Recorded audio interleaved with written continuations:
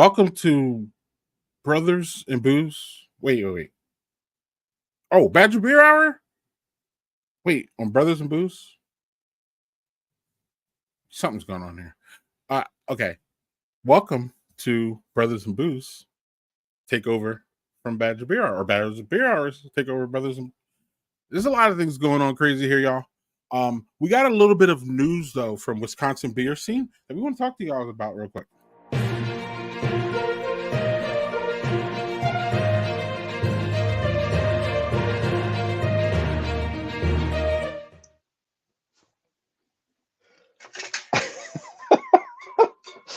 Landon, what's up? Hey, Chris, how's it going, man? Just pouring a beer. Just pouring a beer. Just a little Friday night Badger Beer Hour. Everything's great. Unusual. Yeah. I wore my hat for Doug. I know that I don't normally wear a hat. I'm just kidding. I always wear a hat.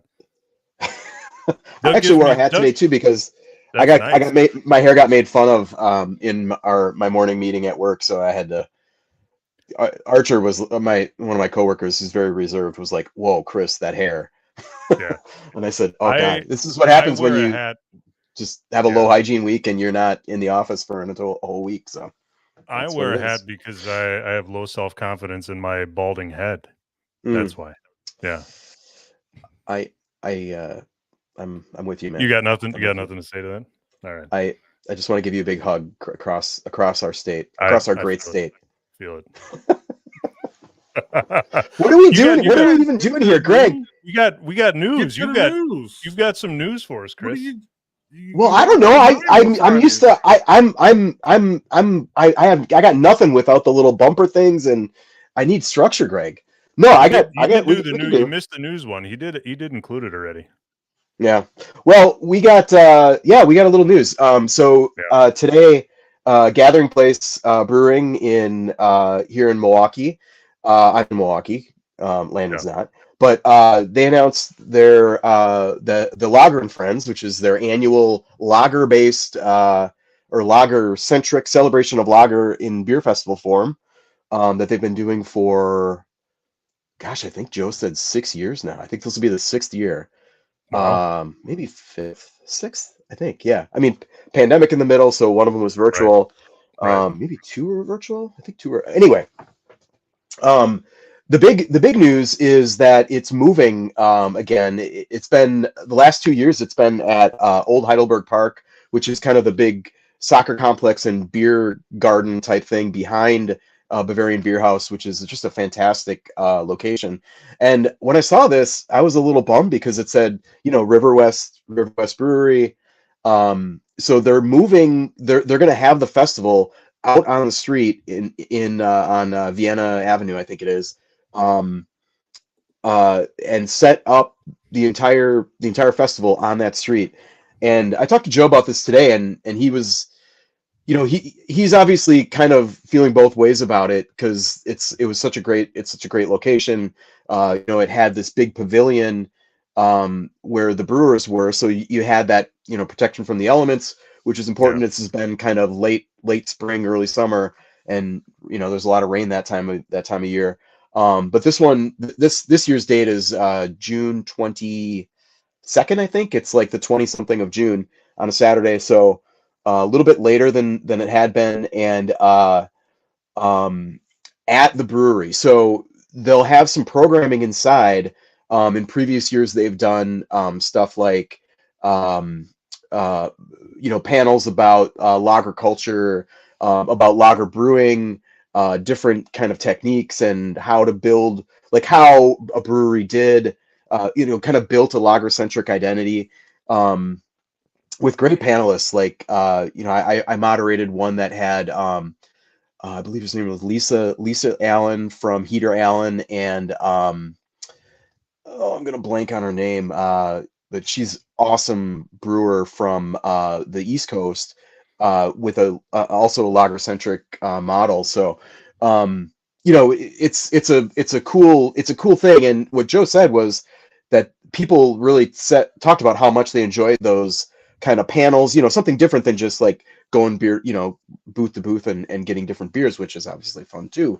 But so they're going to have the tap room is actually going to be kind of set up like a theater with I don't know if it's going to be a little stage, but a table with its panelists and moderators, and people will be able to come in and out. And that street is it's not like a main thoroughfare or anything, but in that area of River West, Joe said, it's a pretty industrial area, so they have wide streets for like semis and stuff, and the blocks are very long. He said that they're I think it's their July,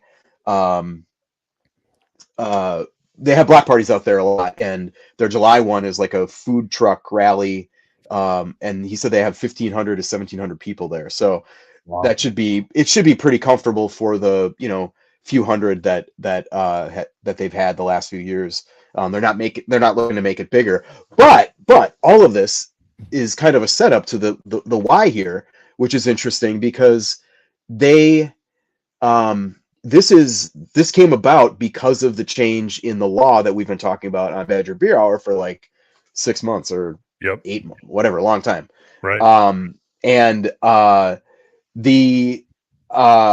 So the Bavarian Beer House is a brew pub, so their license is different than the Gathering Place license, which is a brewery.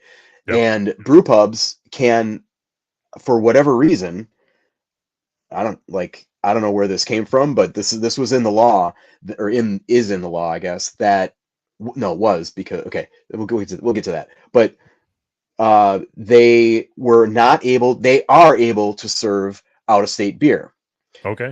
So which was kind of one of the main kind of pillars of Lager and Friends, is that they'd have breweries from outside of the state, several of which over the years do not typically distribute in Wisconsin. They've had Freem, they've had Breakside from Oregon, they've had obviously Dovetail has been there the last couple of years, Sketchbook from Illinois, a lot of Moontown I think is somewhere in the Midwest. So Kansas City Beer Company is another one. So they have all these kind of lager-centric breweries that are interested in the mission here come, and that just wasn't possible at River West.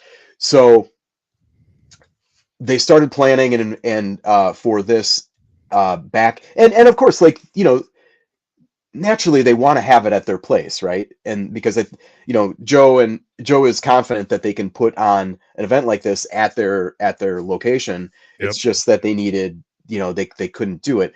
Unfortunately, they don't think the law, they're cutting it too close. Like the law is technically in effect, but DOR, Department of Revenue, is still kind of drafting the rules that govern this stuff. So it's a little uncertain, and Joe said it's too uncertain to invite a brewery from Oregon that, presuming that the wheels of bureaucracy will turn at a certain rate, and then they may not. So the focus this year is going to be all Wisconsin breweries.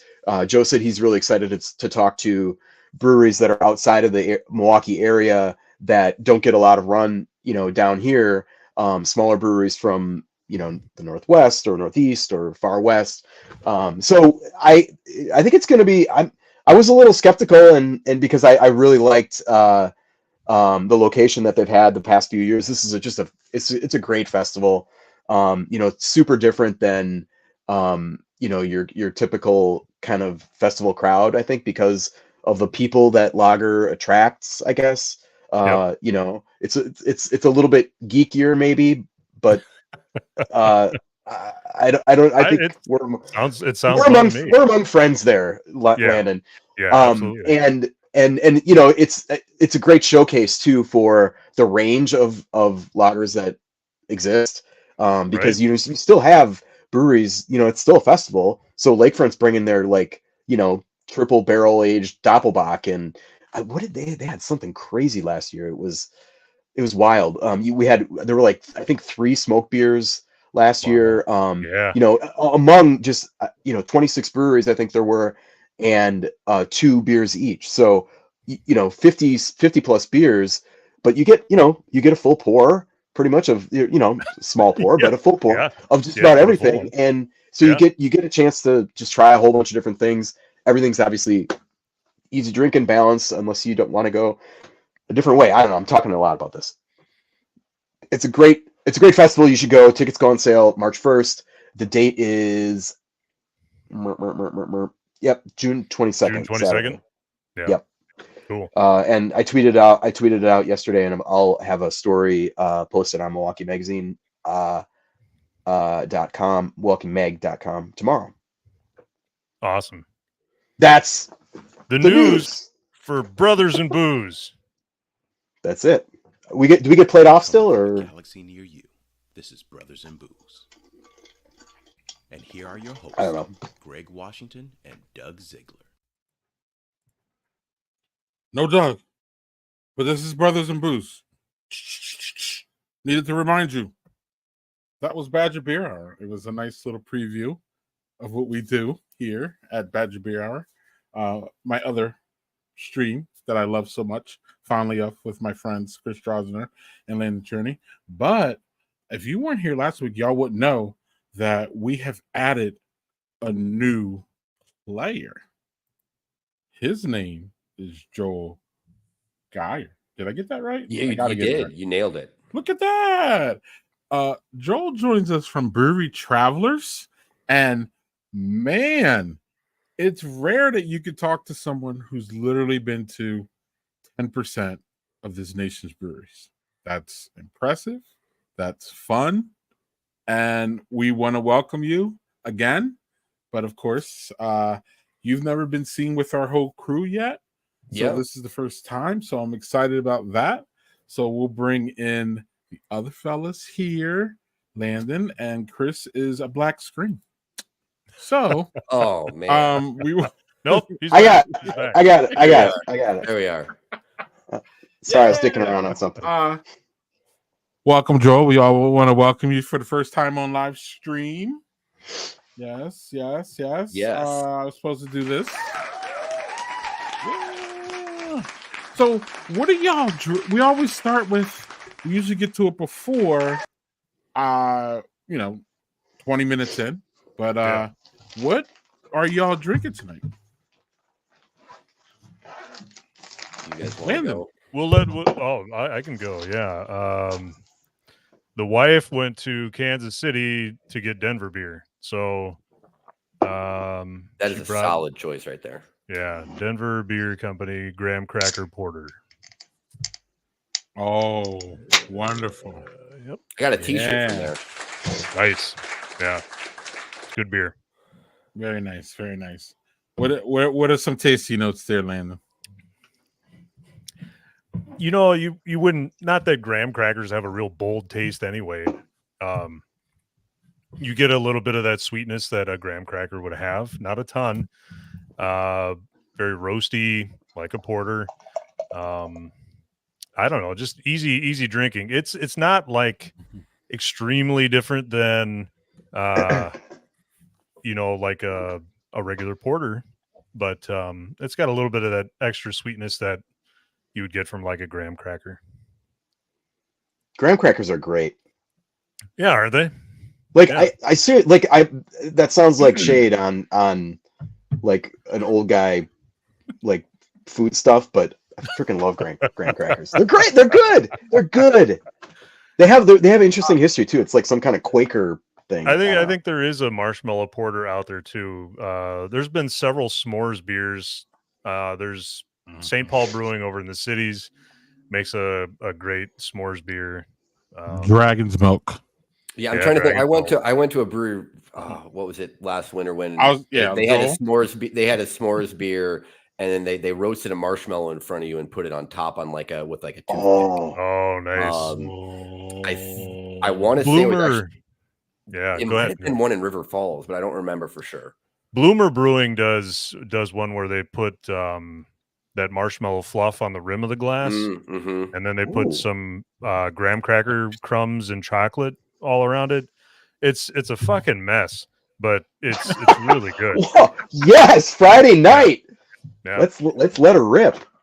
Yes. I have to laugh because like Landon is probably the most traditional like beer. Do you know where that of us isn't it right? I mean, do you know where that comes True. from, right? You know where that comes from. Mm-mm. You talking as far as traditional as like Yeah, broadcasting and No. I mean your beer taste. Beer taste, right? You famously have an aversion to. I will occasionally grab an IPA just to see how well it's made. Because even though I don't like the style, I still want to see, and on top of that, if I've already had enough to drink and I just want another beer, I will nurse an IPA for forever. So, okay. Yeah. Yeah, I don't. I'm right there with you on that one. I can't drink an IPA near as fast as if I just get a nice clean lager. Right. Well, Joel, what are you drinking now? I have your, I'm nothing too exciting today. The Happy Place Pale Ale. I'm sure most people, if you are watching this show, are probably familiar with the beer. If you're not, at least it's a. Oh, I'm sorry. What was it? No. Go ahead. What were you going to say? No. You go. Oh, I was going to say if you're not familiar with it, it's one of the flagship beers at Third Space Brewing here in Milwaukee. Just your very classic pale ale. I don't know if you guys discussed before why they put the Midwest. Is it just a marketing tactic essentially, or is there a reason why they put the Midwest in front of the name in terms of the style? But yeah, it's just a really well made. The nice citrusy floor. Kind of. Nice balance. It's just a really well made pale ale. I'm gonna have to try to get a little more interest because, like Landon, I tend to drink a lot of pretty clean, just regular lagers, and I know that it'll get boring if I'm drinking the same 3 or 4 beers on the stream all the time. So I'll have to try to.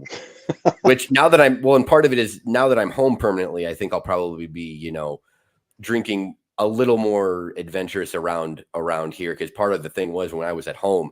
I had been getting home for only a short period of time and had been visiting breweries constantly. So it was kind of like, I just want to sit down and just have a regular beer. So I think now that, traveling a little bit less, it'll let me broaden the horizons locally more so than what I was doing previously. So very nice. So Chris, I think that the Midwest, I don't know offhand, but usually when there's a Midwest moniker before it, it's either Midwest hops or isn't there a Midwest style of pale, right, or something like that? Or I think it's just what's the word for it? I think it's just reference.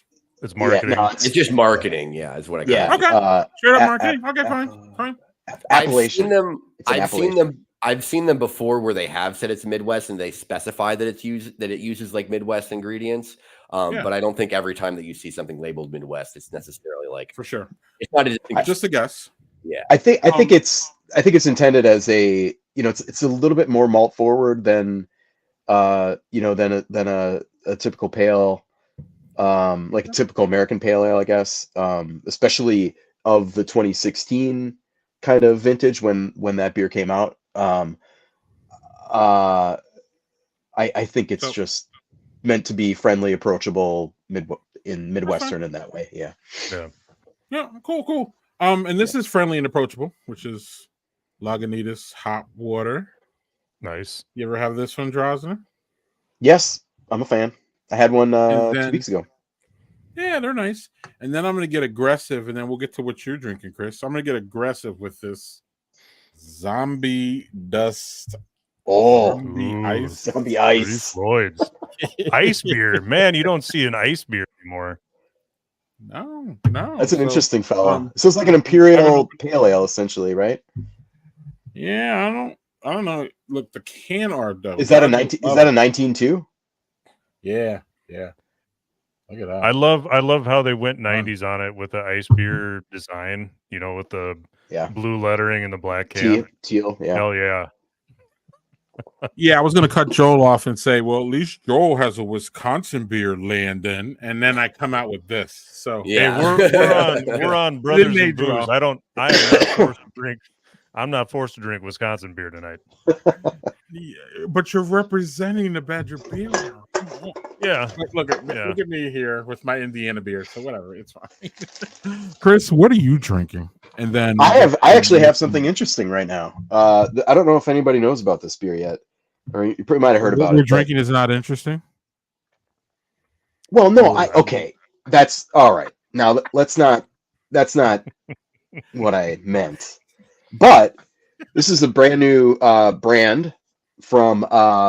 It's called Open Beer. It's from New Belgium, and as you can see, it's just. It's very, very tiny. It says premium lager, and it's basically just a beer, and it has 3 different labels of the same with the same beer in it, and it's just a nice, very nice. It's just beer. Just a beer. I drink 2-3 of those. Yeah, and they I think they're rolling this out basically now, nationwide, obviously, because you're in Belgium and you got that reach. It's good. I don't know. I mean, are people? I kind of got like a Untitled Art vibe from the, like this is kind of a goofy, one of the goofier labels, but they have 3 of them, and I don't have. Oh yeah, here they are. They sent coasters. This was a sample provided by the brewery. I should probably preface that. But like, yeah, this is like this is one of the other labels, which is kind of like a, whatever. And then this is the third one, like a very kind of abstract, weird thing. So I was kind of feeling like an Untitled Art kind of branding vibe to it. But obviously it's just the one beer. So I don't know. They must think that there's, I mean, everybody in America thinks every brewery in America thinks there's a market for, premium craft lager right now. So, and this is a very good one, but I mean, I guess, cool. And if you maybe you look good drinking it, That's what it's all about, man. Yeah, that's me looking good drinking it. Yep. So now with it, wow, man, interesting stuff. So it wouldn't be Badger Beer Hour if we didn't have an interview, y'all. Just saying. Oh, so, yeah. Well, it's not Badger Beer Hour though, is it?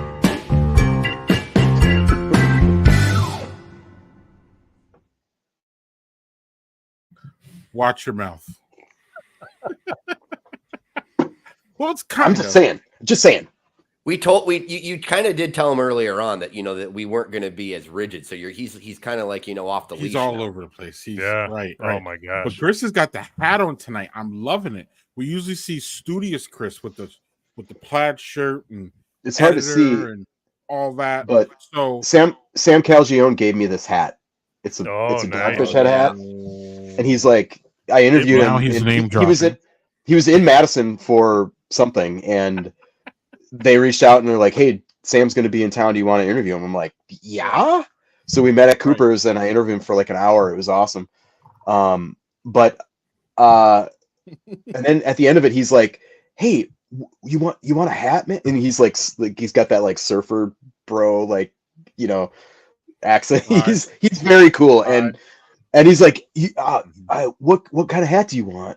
And he pulls out like somebody had like a bag of like 3 hats, and I'm like, I'm a journalist, like I don't. And then he's like, come on, man, it's cool. It's just a hat. I'm like, I know, but I'm like that, and then I'm like that's a cool hat. Okay.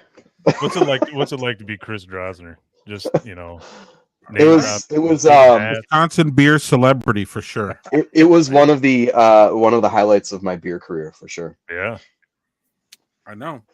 So now, Chris, we're going to reset the room. Okay, sorry.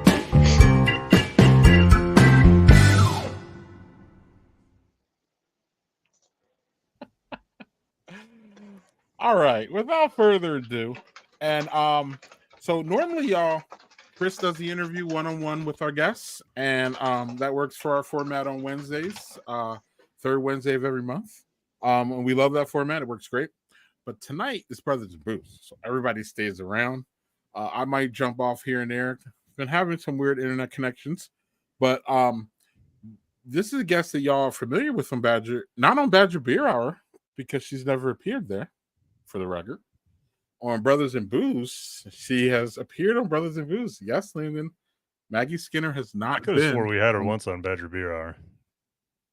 I am 100% sure of it. She can verify it here. All right.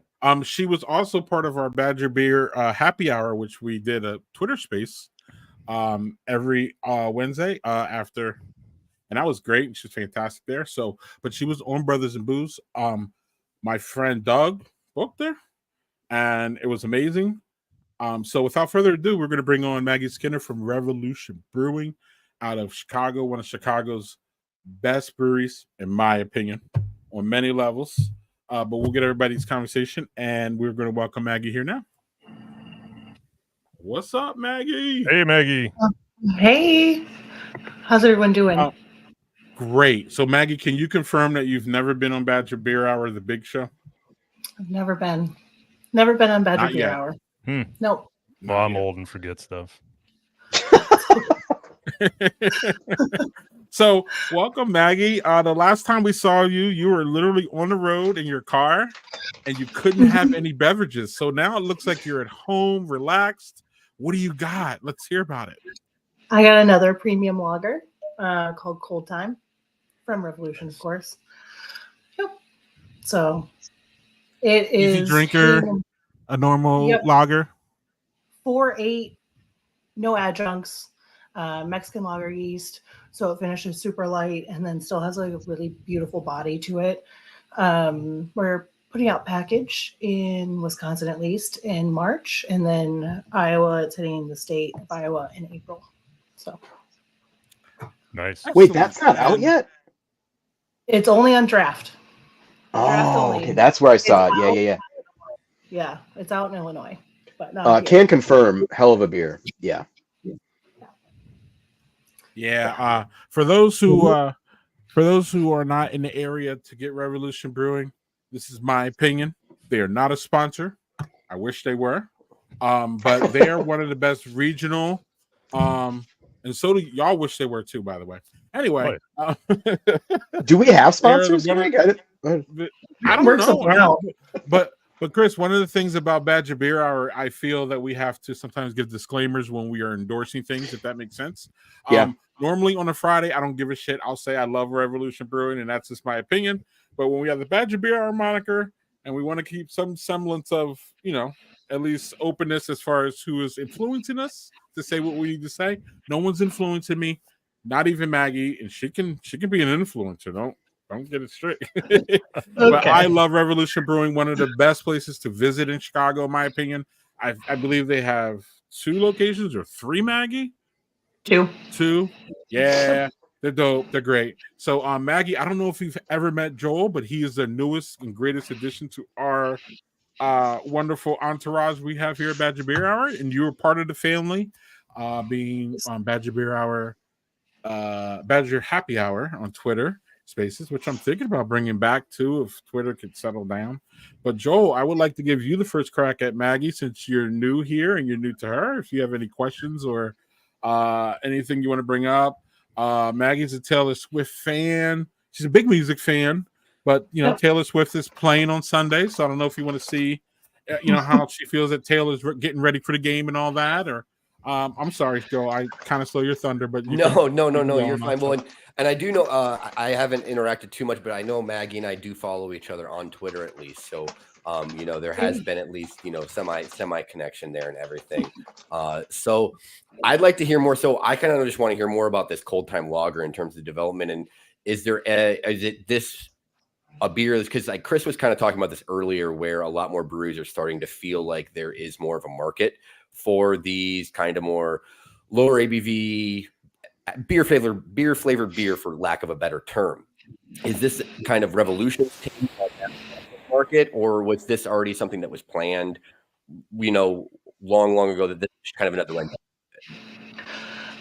I mean, as far as the planning goes, that's kind of above my pay grade and my title. I'm just an area sales manager, but as far as Cold Time, I think that's something that for a long time we at the brewery and people who work at breweries in general want a light, crispy beer.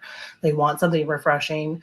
Anti-Hero is fantastic. We won't sully that name at all, but I think you can only have so many, and then you kind of have to stop or you switch over to high life. And so for us, we wanted something very similar, and so we created that. The branding is super interesting. I know all the lights in here aren't working for me, but you have the dark label that switches over to the light. With this, you have the hands of a clock in the T, the gold in it, the gold whatever, the gold on the can and the gold on the top, just kind of expressing the premium branding of it. And then when you're able to feel the can, there's 12 lines on each side, just kind of showcasing the 24 hours in a day and knowing that there's always time for cold time. That's my cheesiest sales pitch for you. Well, it's working on me. I'm going to buy a 6-pack once it gets up here. So, And I'm going to drink it at 8 a.m. Yeah, exactly. I agree to the 8 a.m. The only problem with the 6-pack is that it doesn't come in a 6-pack. Oh, well, then I'll buy a 12, whatever it is. In a 12-pack, yeah. And then we're also doing 24-pack of 16-ounce cans. So it's which is wait, hold on. 24 of 16s? Yeah. Mm-hmm. We came to play. Yeah. Especially in Wisconsin. That's a lot of beer. Yeah. Well, in Illinois, you can't. That's an on-prem only package. And I know that they would like to express that also in Wisconsin. But like, let's be honest, we're from Wisconsin. That's not how we're drinking. We'll drink that. Yeah. So I'll do it on-prem for sure. I'll put it in your bars and stuff like that. But is that like package size? Is that something else that you've done previously with the 16-ounce cans 24-pack? We haven't. We do 16-ounce cans in Illinois of Hazy Hero and Anti-Hero, and I don't know Infinity, but definitely I think Fist City as well. That 24-pack usually stays in the 12-ounce package, and that's something that we do for Costco. So you get a 24-pack of Anti-Hero at Costco. At Costco. So the 16-ounce 24-packs are new. Yeah, that's what I was wondering. A lot of fun. That's a different, yeah. Mm-hmm. Yeah, I'm happy. I'm here for it. Cool. Sign me up. Bring me a suitcase. Yeah, for sure. So I was wondering about, I've been to one of the tap rooms down in Chicago, the one that is near the arcade. The Logan Arcade. Yeah, so cool. You go drink beer, have food, then go to the arcade and then drink some more beer. Yeah, it's a great time. Yeah, I'm here for it. Yeah, absolutely. All I want to know is we've seen a lot of tap rooms start to close, some even just getting rid of the tap room model, going straight to cans. How is and I don't know any, like, I don't go to Illinois a lot. I really don't even go to Chicago a lot anymore. How is the environment down there for tap rooms? So our brew pub is temporarily closed because we're actually remodeling it and redoing the menu, and that just happened within like the last week or so. And that is definitely a temporary basis. We find it to be thriving. I mean, especially when we do our big releases, there's still a line, there's still people, there's tons of activity. Every time I've ever been in there, just like on a regular day, I'm like, it's 3:00 and it's busy here. I'm not mad, No, that's great. That's great. Yeah, absolutely. But I think, it's usually for us, we're very lucky that business isn't like, we're up 150%. It's like, okay, well, we're still maintaining some standards, even with the pandemic. And we're just really lucky to still be able to, be in business. So tap rooms are good though. Tap rooms are good. I can't imagine life without a good tap room around. So yeah, want to try to save them all if I can. I just want to save those there in our brew pub, which is the one that you probably went to by the arcade. There are these really pretty like hand carved wooden fists that hold up the bar. Oh my gosh, those are amazing. I hope they save them. I really hope they don't mess with those, but I don't have any say. So, or at least preserve them in some way. Just get dibs. Chicago's big on dibs, so you can just dibs it. To be honest, the decor in that whole place is pretty awesome. I was very impressed. They just redid one of the murals, like if you walk in, it's on the far left. Yeah. A local artist did that, a friend of the tap room, and so yeah, it was nice. Captain Save Tap Room. Well, I just want to add one thing to that conversation. I think I said this last year or last month on Badger Beer Hour, but this is the time of year that is challenging for breweries and particularly tap rooms, any hospitality business. I don't know if this joke of a winter so far maybe has made it less so, but there was a lot of intentionality about spending your hospitality dollars and your beer dollars and all that stuff during the pandemic. And I think this is the time of year when I feel that the most is, trying to make sure that I am putting my dollars toward breweries that I want to continue to exist. Of course we want all of them, but being a little bit more intentional and thinking a little bit more strategically about where you're going, what you're buying, that sort of thing. You're just one person, but together we all kind of make a difference. So that's not a question for you, Maggie. It's just kind of a spitting out and kind of encouraging our audience to think about that. I do have an actual. Oh, go ahead.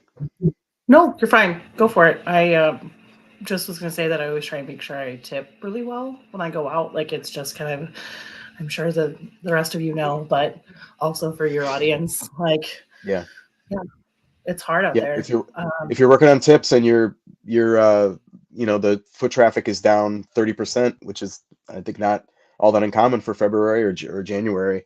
That's just straight up less income. So I have a question about for you, Maggie, about kind of where beer is at, and you see this on a very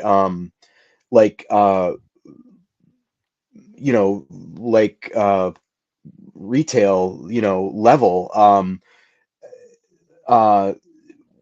There's a lot of rumblings about beer struggling. The numbers are flattening for craft, or even declining in some cases, depending on where you're looking.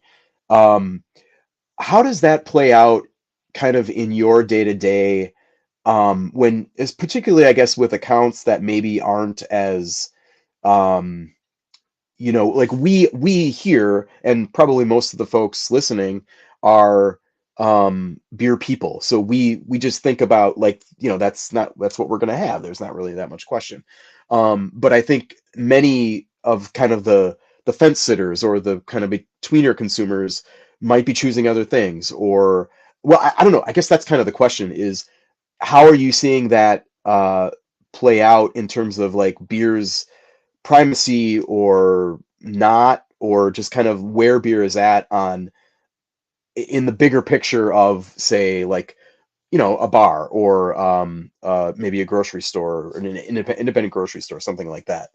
That's kind of a big question, but kind of break it up however you wish. I mean, overall, I think, if you're at a liquor store, independent or mega chain, you're choosing with your dollar, right? That's what we were just talking about. In tap rooms and bars, you're choosing with your dollar. So for us, we want to make sure that it's affordable.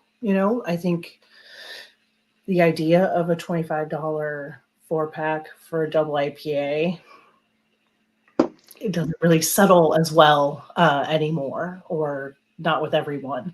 And I think, just not that it's dead or dying by any means, like that IPA craze when you're like trying to push out something brand new with the newest hop, the latest hop. I don't think it's dead and gone. I think it's a lot of fun, but I don't think everything's getting packaged. Hence, going back to the tap room, specialty barrels, putting that into bars instead of bars and grocery stores, because you kind of keep the grocery store stocked with, the core brands, right? You want your classic IPAs. You want to be able to go back to something that you can afford and know you'll drink all of. What is that? Is that Anti-Hero? Of course it is. Just kidding. but yeah, just something, your classics, your basics, you know, the Fat Tire, the Two Hearted, the, you know, the things that you love, or people love. Either way. So I think there's that in the off-prem portion. And I think, you know, when I'm selling, it's about the dollar. How can I make the most money for you, the bar owner, and me? Because obviously I want you to have my beer. So then we make something super affordable, something super approachable. And, you know, if I can throw a T-Swift reference in, you know, you add the anti-hero reference and, oh, you're having a Taylor Swift bingo? Great. You know how many people will buy that beer based on that name? Happens all the time. Happens all the time. But yeah, that's, you know, it's not my only sales tactic is Taylor Swift, but it's a hell of a one, let me tell you. You know, go ahead.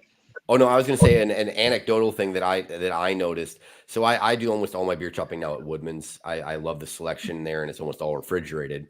But I used to go to Woodman's more because at our old house I was not far from one of the Woodman's locations, or not Woodman's, sorry, Otto's, one of the Otto's locations. And I had not gone to Otto's in probably a year and a half or so, or 2 years. And I recently went back because I just drove by and I just popped in quick, and the amount of shelf space dedicated to craft beer between those two times had diminished significantly in terms of more seltzers, more national brands, and even some more like cider stuff. Like there was, I don't know it on a percentage, but it was significant to be like very like, oh my gosh, like this whole aisle used to be craft beer and now only half of it is beer. Like not just craft beer, but just beer, period. So I do think that there is some of that where, you know, I don't know if that is maybe just a one place potentially, but that was kind of what you were asking about, I think, too, to a certain extent, in terms of it's not just about selling against beer, it's about selling against seltzers and wine and you know, and spirits and all that kind of stuff at this point. Yeah, it's all the RTDs and stuff like that are coming out. It's even though I'm definitely guilty of drinking them, the High Noons, the White Claws, you know, we've all been there. You don't drink White Claw. Get out of here. Do you? Yeah, lime White Claw. Oh, Maggie. Well, I mean, and there's so many breweries that are making their own seltzers now too. So that's part of it too, is that breweries are also trying to get in on that bandwagon as well. Well, and then you have the NA sector, right? Oh yeah, we're gonna go for it.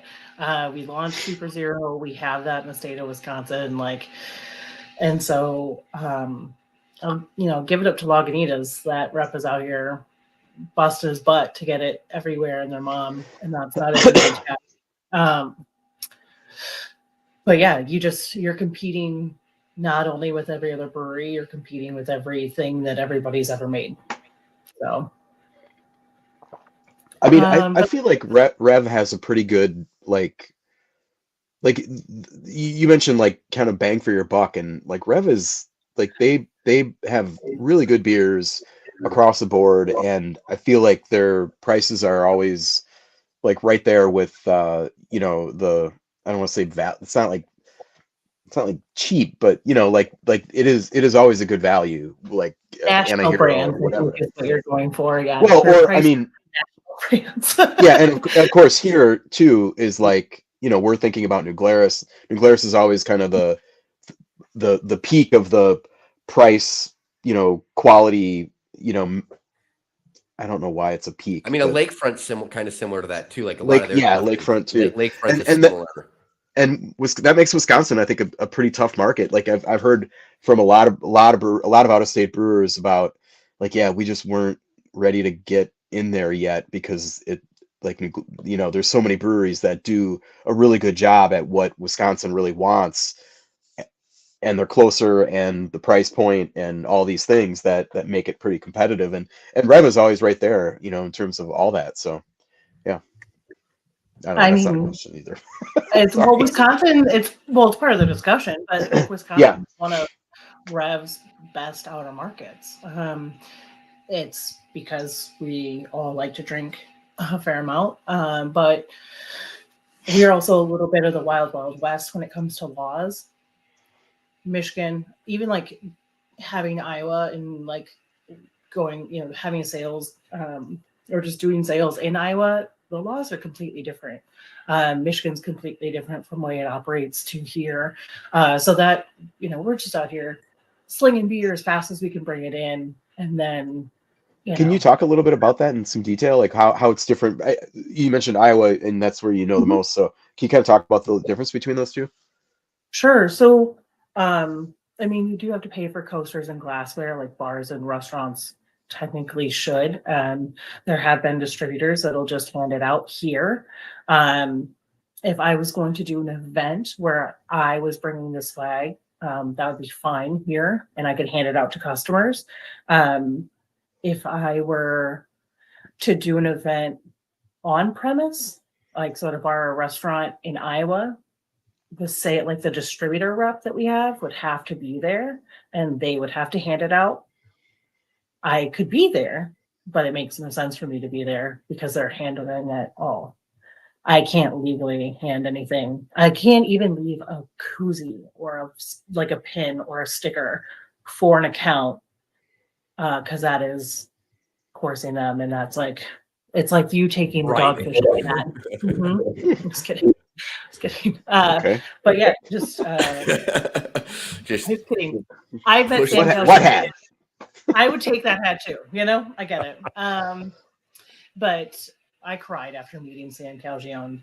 Don't worry. I didn't. I want to make that known. I did not cry. No crying. I don't believe you. One of us is in touch with our emotions, and that is probably not me, honestly. Just kidding. Wow. My throat is just. No, I was kidding. Either way, the laws are just very different. So the best I can leave is my card and a sample. I think in Michigan, I've heard the Michigan rep talk about there's just like X amount of ounces that you can leave at the bar, stuff like that, even as a sample. So it's just, yeah. Okay. It's different. All right. That's interesting. State laws are absolutely wacky in some places. Yes. Absolutely. Yeah. So. There's Greg. Hey. Greg's coming in. What's going on? What's up, Maggie? How are you? Good. This zombie ice it's pretty strong, Chris. It's like an 8er, isn't it? 8.5, something like that. Yeah. So we're gonna transition to a beer spotlight. I don't think anybody people who watch Brothers and Booze don't watch Badger Beer Hour don't know what a beer spotlight is. So I'm going to show y'all my version of it, and then we'll have a quick blast from the past, and then I will see y'all after that. So cheers, y'all. This should be fun.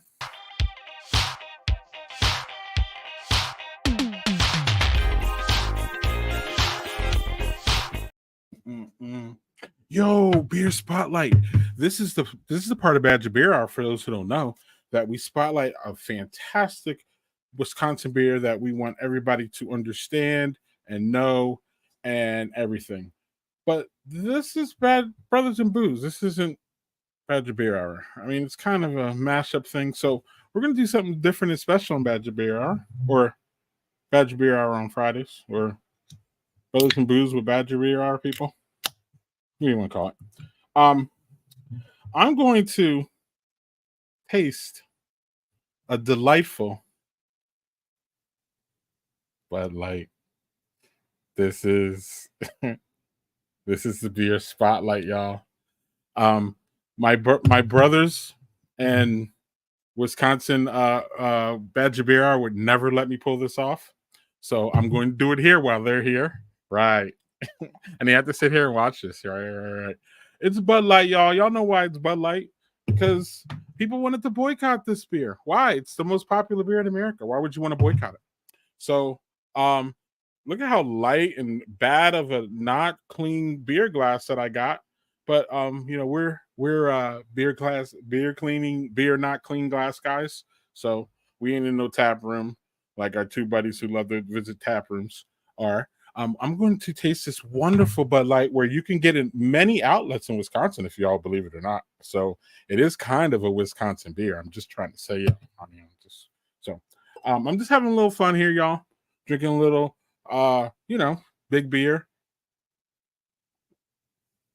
Unfortunately, I couldn't find one of those Bud Light ones with the rainbow can. Shit. Because I know it's extra triggering for some of y'all. But anyway, yeah, and we're brothers and booze. We try to trigger people here, so.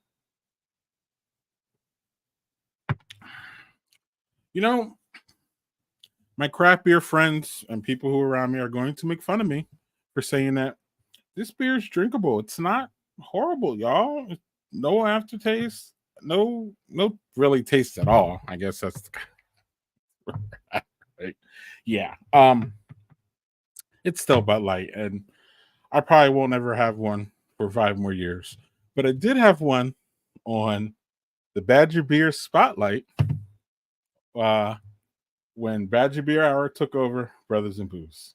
So I hope that y'all appreciate that.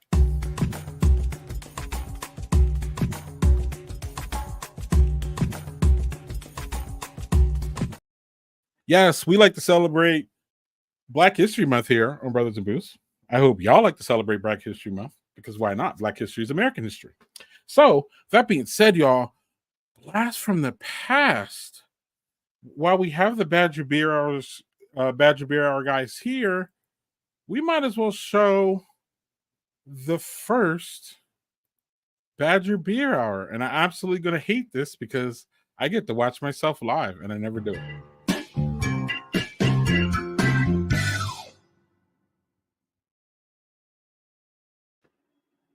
I am here with my new friend, beer historian. He is a member. I want to get this right because he has a lot of titles. He's a member of the Brewseum in Chicago. Our friend Liz Garibay. I know. Shout out to Liz. You know Liz too, obviously. Yep. He's a fellow at Milwaukee County Historical Society. Milwaukee County Historical Society. But the most important thing on your resume, my friend, is you were the intern at the National Museum of American History of Beer. Well, with their beer and brewing curator, yeah, it was. That was last summer. Thank God that was last summer. Yeah, that was a blast. Though. That was super cool. So Teresa McCullough is the curator of beer and brewing there at the Smithsonian. Sorry, I keep stepping on my cord and it keeps moving my computer on. Yeah, right. This is the now you got to have the new graphic that's like dance party. So Teresa is the curator there and for beer and brewing. And so she's documenting craft brewing history in America. And so I got to see her at work and also, do some research with her about that part of beer in American history, as well as do my own research in DC last summer. And like I said, thank God I was urgent enough to be like, I'm going to do this year, because that would have been awful to like have all that lined up for this summer. It would have been hell. So. Excellent job. And we got to have you back because you got to talk about what's behind you, because you look like you have one of the coolest. Yeah, I got this. So I got to say I have a very patient wife. This is our living room. This is just a corner of the living room. I would say half of the living room looks like it does behind me. The man cave is the living room. It's not just a man cave. We're very equal opportunity here at the Harry household. It is the place where both sexes can enjoy time away. As the fact is, we don't have children, so we can do whatever we want with our living room. So the computer is on the bar right now, and then I have a kegerator over to the side of me here. That's my wife right there. Putting her own say into things. But yeah, so we live pretty good. So we got pets and we got beer, and life is good. All right, so let's jump into why I got you here, which is People's Brewing, which is the first Black brewery in Wisconsin. You got it. You're not the first Black brewery in America, right? Nope. The first, if you want to load up my slides here. I can kind of go through that. So, we'll go. I didn't even keep that one in there. That's okay. So this is okay. I don't know how that one went away, but so the first Black brewery in the United States there was one newspaper article written about it. It was in 1955. Guy named John Randolph Smith. He I don't know a lot about him. According to this news article, he was blind. He was some sort of entrepreneur. He came up from Atlanta to what seems like Trenton, New Jersey, and he bought the Colony House brand from Eastern Brewing Company and had his own brewery. I don't know when it ended. I don't know anything beyond that he owned that brewery based on a newspaper. And I've seen a couple of corroborating newspaper articles, but 1955. So well before Peoples was bought by African Americans in 1970. Okay. So that, 15 years beforehand. So up until recently, that wasn't known. What was known about a year or two ago was what I have here on the slides, and that is Sunshine beer in Reading, Pennsylvania. So about an hour outside of Philly. They were bought by some black businessmen from Philadelphia about 6 months before Peoples in 1969. And I went out to Reading and didn't find a whole lot there either. So there's a lot of digging that needs to be done on all these things. A lot of this stuff wasn't documented because it was brief too, because Sunshine under black ownership lasted like less than 2 years. So not a lot that's hung around about that. And then the label on the right is Black Pride, and they never had an actual brewery, but they were a beer brand that the Chicago NAACP was kind of affiliated with. And they, I love that label a lot. But they actually brewed their beer in West Bend. Oh, so because there was this in the brewing industry during this time, there's like massive consolidation going on, and West Bend brewed Lithia beer was their big flagship beer, and they were on their way to going out of business, which they did in 1972, and they were approached by this group of black businessmen from Chicago, and they were basically the only brewery that would agree to produce their beer. But who knows what it tasted like? There was never like an emphasis on taste. It was just like, this beer is black owned, therefore maybe black people will drink it. I don't know. Like it never came about that way. So that was like before Peoples. Right. Then this guy enters the scene whose name is Ted Mack. So Ted Mack was born in Alabama in the Jim Crow South in 1930, and he was an athlete who became an activist. And so he, after the Korean War, goes to play football at Ohio State, and for whatever reason, transfers to Marquette University in Milwaukee, and throws his back out before he can play any football, and gets a degree in social work. And he decides to follow that path instead. And so Ted becomes involved with a lot of different racial causes in Milwaukee, with the Congress of Racial Equality and the Human Rights Commission. He leads the Milwaukee delegation to Washington, D.C. in 1963 for Martin Luther King's March for Jobs and Freedom, the famous I Have a Dream speech. He was there for that. So really important guy. So Ted Mack starts working for Pabst Brewing Company in 1965. This is actually his Marquette yearbook photo. So you can find it pretty easily, right? Top right corner. 1958 is his Marquette photo. The reason that Ted Mack got into all this stuff is racial lines in Milwaukee during this time were really, really stressed. I mean, they still are. As you may have seen, based on what's going on in the country recently, Milwaukee is still one of the most segregated cities in America. So the map on the left is a redlining map. The map on the right is a map of the expansion of what they call the inner core. This is actually basically the black neighborhoods of Milwaukee. The federal government color-coded maps to determine housing values or housing risk for loans in the 1930s, and realtors use that to segregate people. And so you have this massive urban population going in one direction that is massively impoverished. And so Ted Mack sees this, and he has a group of businessmen with him that are like, the reason or the way to get through this and to empower our own people is to become entrepreneurs. And so Ted Mack in 1964 or 65, he starts working for Pabst, actually. They were forced to integrate the brewing industry because of the Civil Rights Act of 1964. And So he was a noted civil rights leader in Milwaukee, and so the Pabst management hired him, and he was working at Pabst when he caught wind in 1968 that Pabst would have to divest itself of another famous Milwaukee brand, which is Blatz, because the courts had said that they were antitrust. So, which is crazy today when you see these all conglomerations like most or InBev. The courts were like, no, Pabst, you're big enough. You don't need it. Yep. So they try. So when he was working at Pabst, he found out that Blatz had to go, and so he got this group of black businessmen in Milwaukee that he knew together to try to make this bid for Blatz. And they were part of a huge breweries all over the place were trying to buy Blatz, and ultimately the group they put together was called United Black Enterprises. They failed. They bought about $2 million. So they put a bid up for $9 million and said, "Hey, can we have some more time?" And the judge says no, because I don't think you're going to be successful with this anyway, because you're black. Because you're black, right? Like that was like you got this bid together. I don't believe it. Like, no.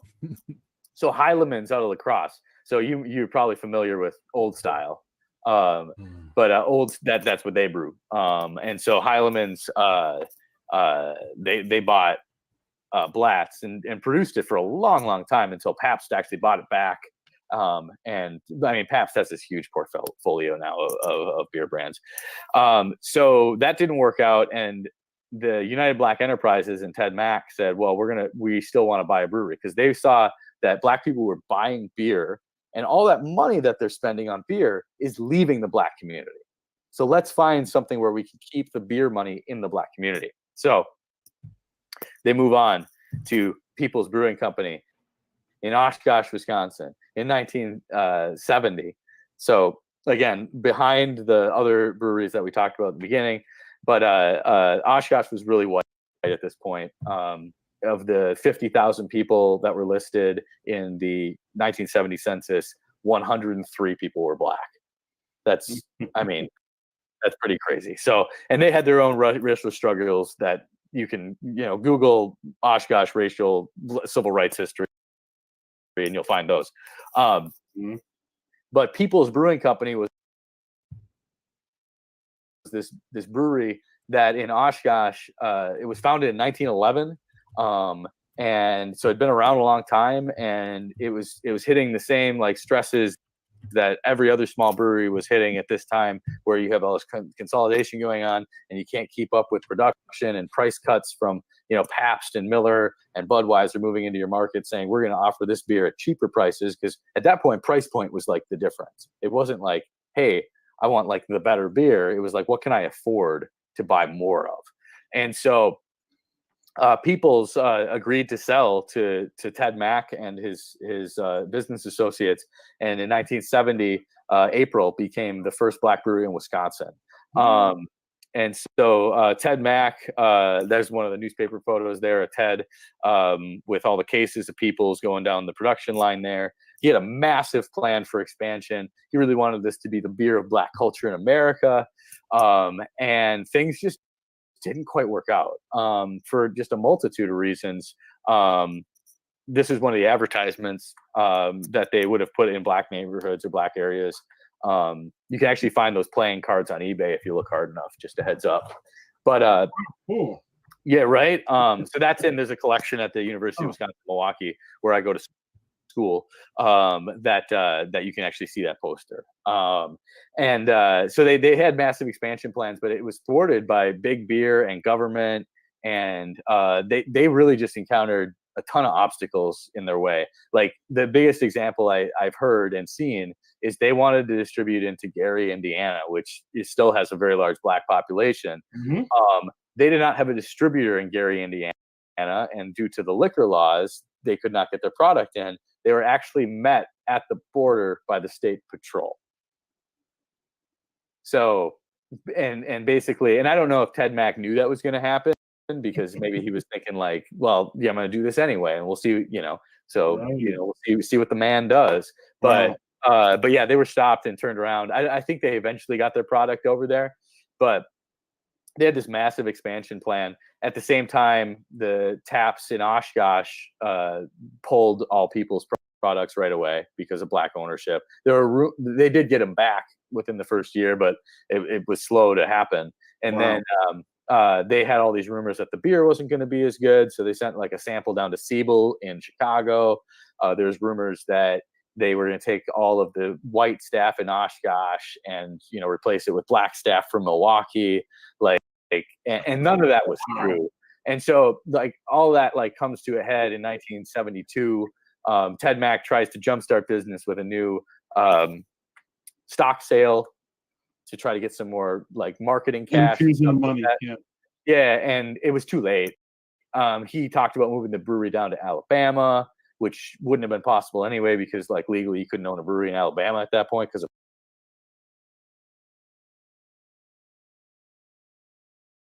prohibition laws that were still on the books. He actually even talked about moving it to Africa.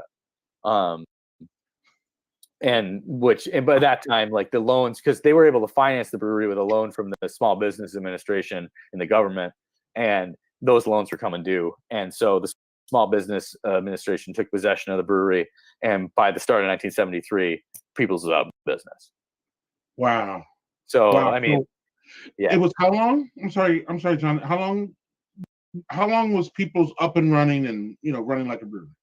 Under black ownership, from April. Well, they bought it in April. It was like official doors opening in August of 1970. By November of 1972, so it's just about 2 years. Well, just about 2 years. Wow. Yeah. Wow. Yes, when they went out, and so then later on it becomes this. There's a court case that went to the federal courts about the big breweries basically paying off distributors and retailers to like carry their product, because Budweiser and Pabst knew that these little distributors that were mom and pop things could not afford to lose their business. Therefore, they could keep out People's. So beer would just be stuck on the shelves because the distributors would be like, yeah, we have this agreement, but I can't take it. And the Small Business Administration, they, as an arm of the government and through affirmative action legislation, had said like, hey, we'll help you get government contracts like through the military, because the military at that point, I don't know what they do today, but they bought quite a bit of beer. And so people, after they went out of business, actually sued the government for $1 million to say, hey, we were supposed to get this proportion of your money. And so they lost because the judge says you weren't going to be successful anyway, don't worry about it. And so there's all these systemic failures along the way. And like, don't get me wrong, there was racism in Oshkosh and stuff like that. But a majority of the people in Oshkosh supported this because it was a business and it was a symbol of their city. Because they had the Oshkosh Brewing Company that made the brand Chief Oshkosh. And they had People's. And People's actually bought Chief Oshkosh at one point. And so like this was the last brewery left in Oshkosh. They knew they weren't going to have a brewery anymore. And so sure enough, Oshkosh didn't have a brewery until the Fox River Brewing Company in the 90s. So there it is. I think that's my last. So here's some news articles of them laying off workers. The thing is like, so there's Ted Mack later on, because that's about an article that he participated in about Ohio State football program.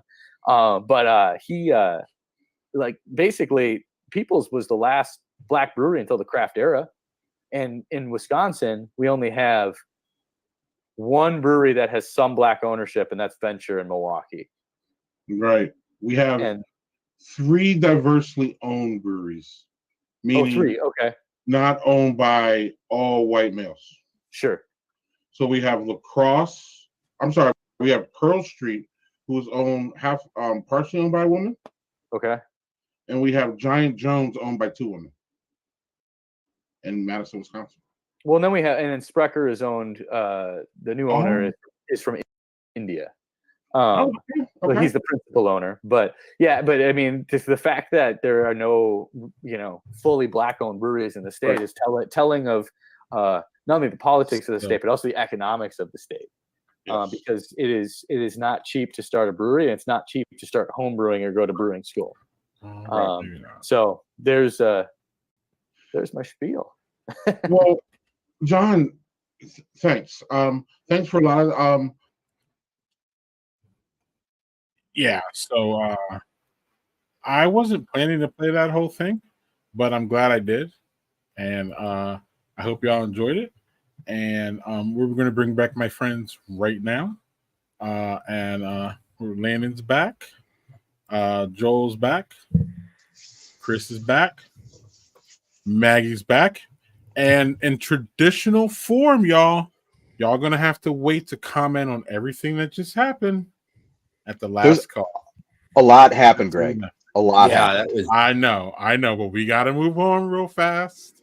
But y'all will have plenty of time to get that in. I have an important question for y'all. And then we might have breaking news from a brewery that was just mentioned.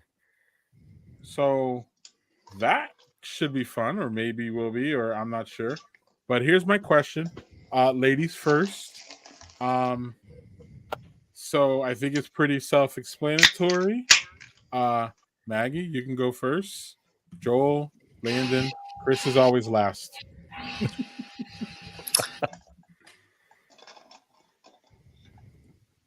It was a beer style.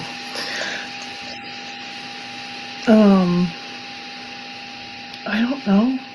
I would probably just say like a milk stout or something like that, like a stout in general. I guess it could be a rye stout too. Love isn't always sweet. It could be a little spicy. But that's my answer. There you go. I'll go, because we're having a milder February. I still want something darker, but something a little lighter bodied. I know it's probably not technically maybe the style, but I'm going to go with a Schwarz beer. A little bit dark, but you're starting to get a little bit on the lighter body side. We're, especially right now. I mean, hell, right now in Wisconsin, we all know it's not actually spring. We know that we're going to get bludgeoned to death at some point still, probably before, the end of this, in the next few weeks. But we all can pretend that, oh yeah, no, these 40 and 50-degree temps are going to stick around. But in general, by the end of February, you're starting to get close to the beginning of spring. So a little bit lighter body, you're not doing anything too heavy. But yeah, I guess that'll be my pick. I will go with a Doppelbock. Yeah, that was my other. That was my other idea. I knew you were gonna. You, Chris. I sniped you, bastard. Now is the season for beer poking, if you know what that is. So Doppelbock is the perfect style for that. You know what beer poking is, Greg? Yep. Yes, but the way you said it was different. I meant to say it the way I said it. Like on Facebook, you just poke, you're just... I said what I said. I said what I said. Yep. Bitch, I said what I said. Yes. Chris? Are you going to go with your original, or are you going to switch off now? Or? No, well, I'm going to give fresh content here, Greg. I was going to say Doppelbock because we did a little story in Milwaukee Magazine's February issue about Doppelbock, and particularly the Doppelbock from a former Maggie Skinner joint, the Fermentorium. Their Latibulator Doppelbock was probably one of my favorite beers, whatever year that came out, 22, I think. So we were just kind of brainstorming ideas, and every time, like, I work for Milwaukee Magazine, so like our audience is like the whole city and not necessarily just beer people. But I'm like trying to push beer stuff in there as much as I can. So I was like, hey, what if of the month that's like a hero shot of this beautiful beer? It's so nice looking, and it's just perfect for the season. And they were like, yeah, okay. And so we worked it out. I'm pretty sure Chris Volkman, the owner and brewer at Fermentorium might have just brewed it because I asked him to. I'm like, hey, are you guys doing the simulator again this year? He's like, I don't know. I guess we could.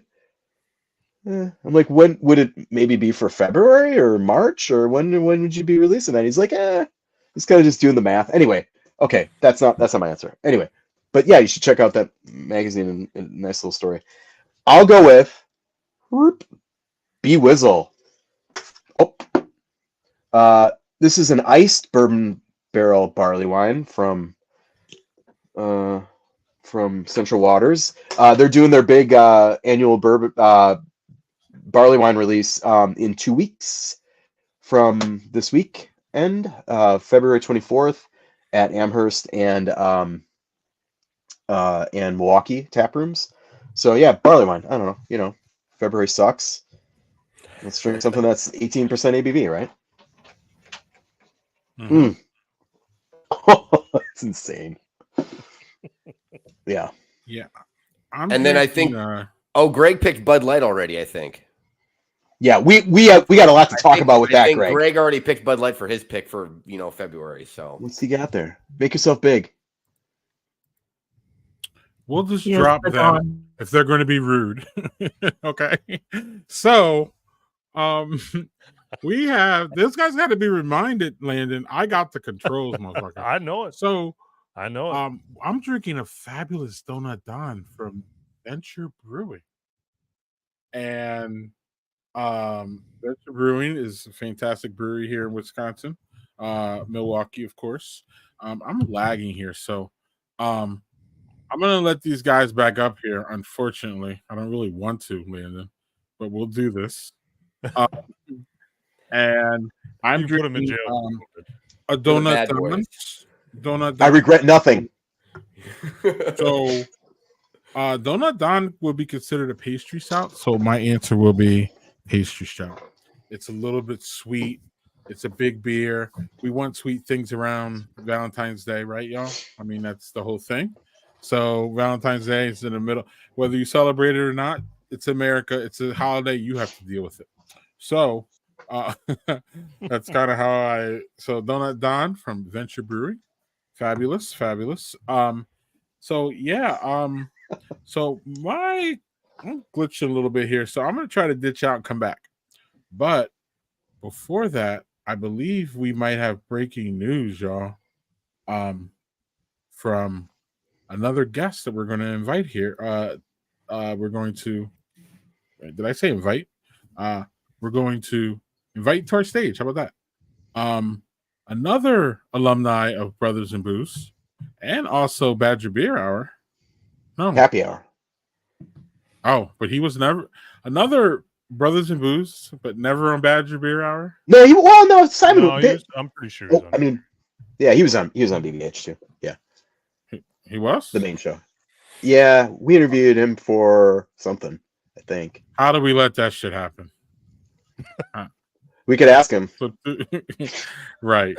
Without further ado, we'll bring up Simon.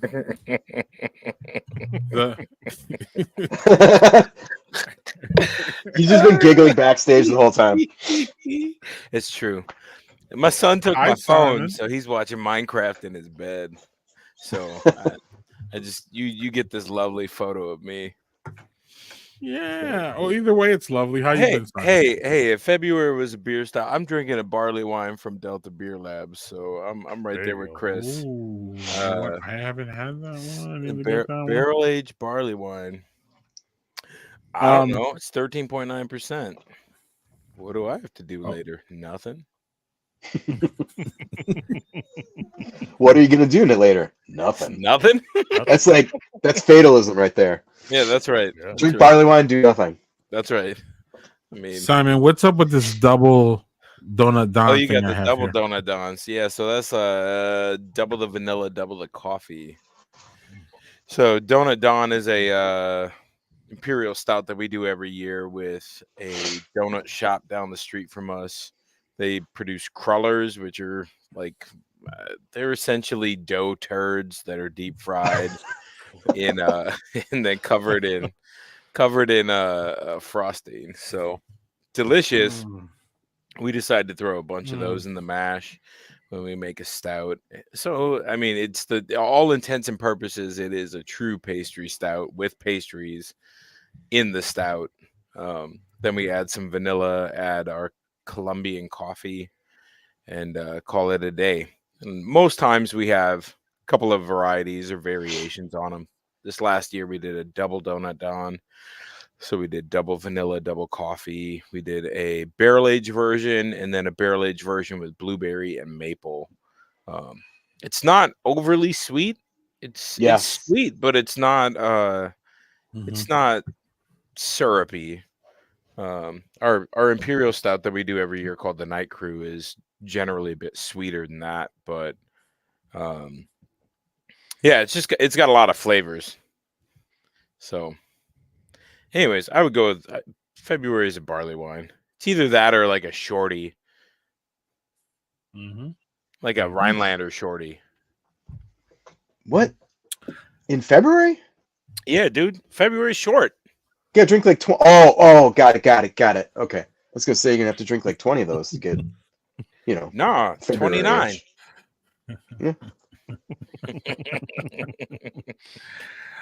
Yeah. Simon, I don't know. You were talking about having something to tell us. Yeah, I guess. Yeah. Well, I mean, all the paperwork is done, I guess. So I feel okay saying it. But we are expanding. So that's kind of absolutely terrifying and wonderful all at the same time. We close next week. So that's exciting. Congratulations. Thank you so much. Tell us more. Yeah, so we will be yeah, Chris is taking notes. Chris already knows. Chris has the press release. That's called an embargo for right. those who don't know how journalism works sometimes. Yeah, it's good to be. Yeah, Chris, don't write anything until Monday. Thanks. So I mean, essentially, so Biloba Brewing Company is in Brookfield, and they've been around for almost 10 years now. Started by Gordon and Jean Lane. Really, really wonderful people. He has been in the beer industry for a very long time, and this was kind of their fun project where he is like a mad scientist where you have a conversation with him and he starts laughing and his hair just kind of sways a little bit, and he's constantly talking about different ideas and things that he has. And so Rob, my business partner, and I have been customers of theirs for as long as they've been open. Rob actually did a photograph them for Chris, do you remember Edible Milwaukee or Edible Magazine? Yep. So for one of the early issues of that, Rob photographed Gordon and Jean for that.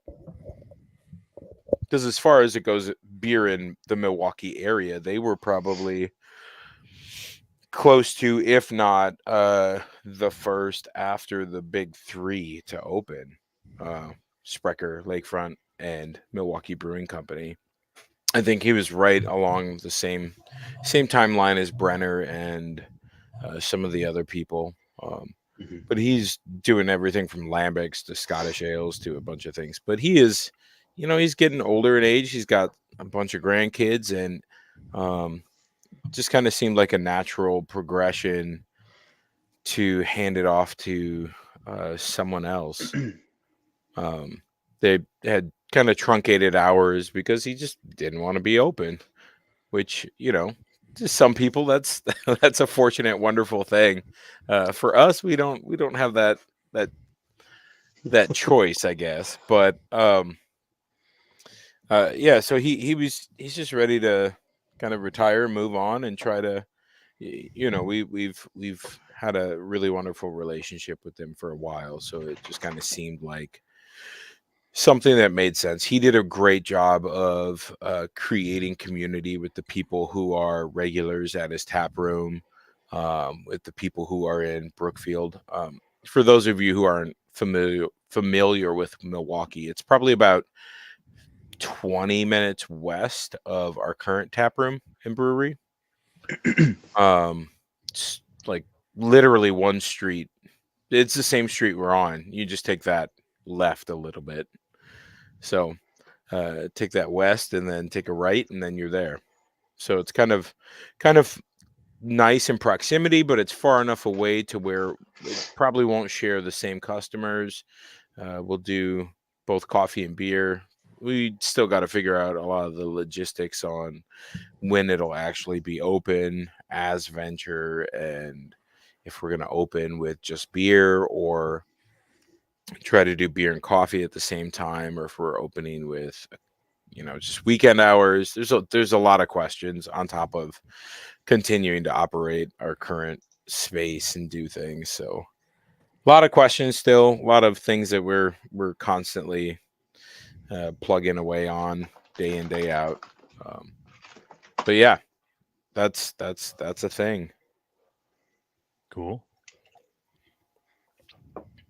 Chris, who has the questions? I have so many questions. Maggie is first. Maggie, ladies first. I don't want to. Gosper, if you need to jump in at it. Go ahead. First of all, congratulations, Simon. Thanks. I think that's really wonderful. I think it speaks to the Milwaukee business and what you're doing for the community that you're already in, that you're able to grow and expand. I guess how I say this from someone who ran 2 different tap rooms in 2 different locations. How do you expect to adapt to the consumers in that area and that community? Yeah, that's a great question. And it's something that we have a lot of questions about ourselves. I'm not exactly sure how to do that in the best possible way. Some of the ideas that we've had were to hire a community like liaison. I'm sure I could come up with like a sexier name than that, but essentially somebody who's in tune with what's happening in the area around. And he's got a mug club membership of about 80 strong that we're going to just invite into ours pro bono for the year. So that I think will help. It's a already established business with established customers, so I think that will also help. We also told Gordon that if he ever wants to just show up at the bar and play court jester, he can totally do that. And he's down with that. Which, I think is a little bit different than opening up a brand new spot, or opening up, purchasing another person's space that isn't connected to the community or held in high regard in the community. So I think that's going to be helpful, figuring out if it makes sense to kind of get somebody in there who's connected to the surrounding area, and then having another person who's connected to our current area, because we're going to be bouncing between the two. So having a point person at both spots, and then having our overarching kind of general manager taking care of scheduling and events and some of the other kind of random things. So it's a lot.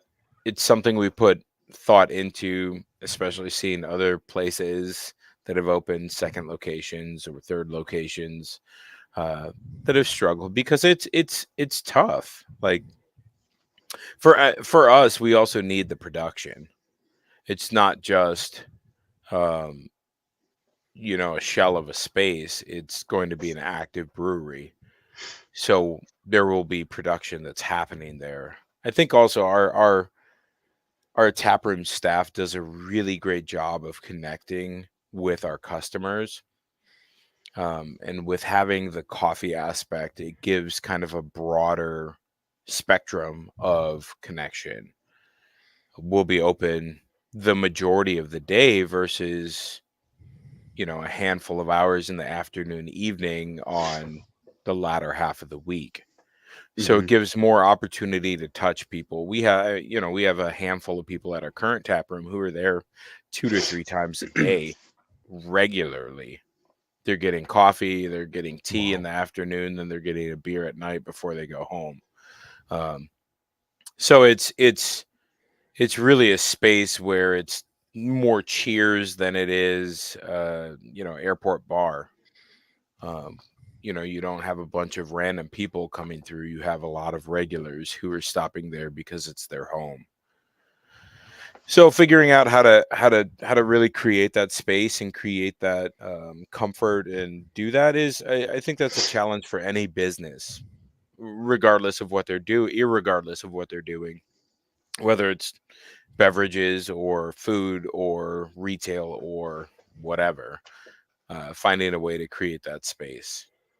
And make it accessible and a place where people can connect. Yeah. Well, you answered the first part of my question. Damn. Yeah. I take it back. But good job. Good job. Because I was going to ask if you were going to brew there. Obviously, you're going to brew there now. Yeah. What is that going to look like? Is it going to be just the same beers that you brew at your current location, or are you going to try new things? And I know it's early in your planning, but what are the thoughts on that? Yeah, I mean, it's early in our planning, but this has been in the works for probably like 2.5 years. So it's been kind of in some form of process for quite a while. It's like the worst held secret in the world. I think part of the idea is to use that facility. That facility has a 10-barrel brew house with kind of 2 fermenters and 2 brights. You could use, essentially it could be 3 fermenters and 1 bright, but there's not a ton of fermentation tanks. So for us, that would be like our North Ave Pale Ale. We would like to do kind of a year-round lager if possible. Nice. That would be wonderful. I would enjoy that. Yeah. Everybody's like, I don't know. I mean, we do a year-round saison. None. I mean, shit. February beer should be saison, and March beer should be saison, and May beer should be saison. But I mean, whatever.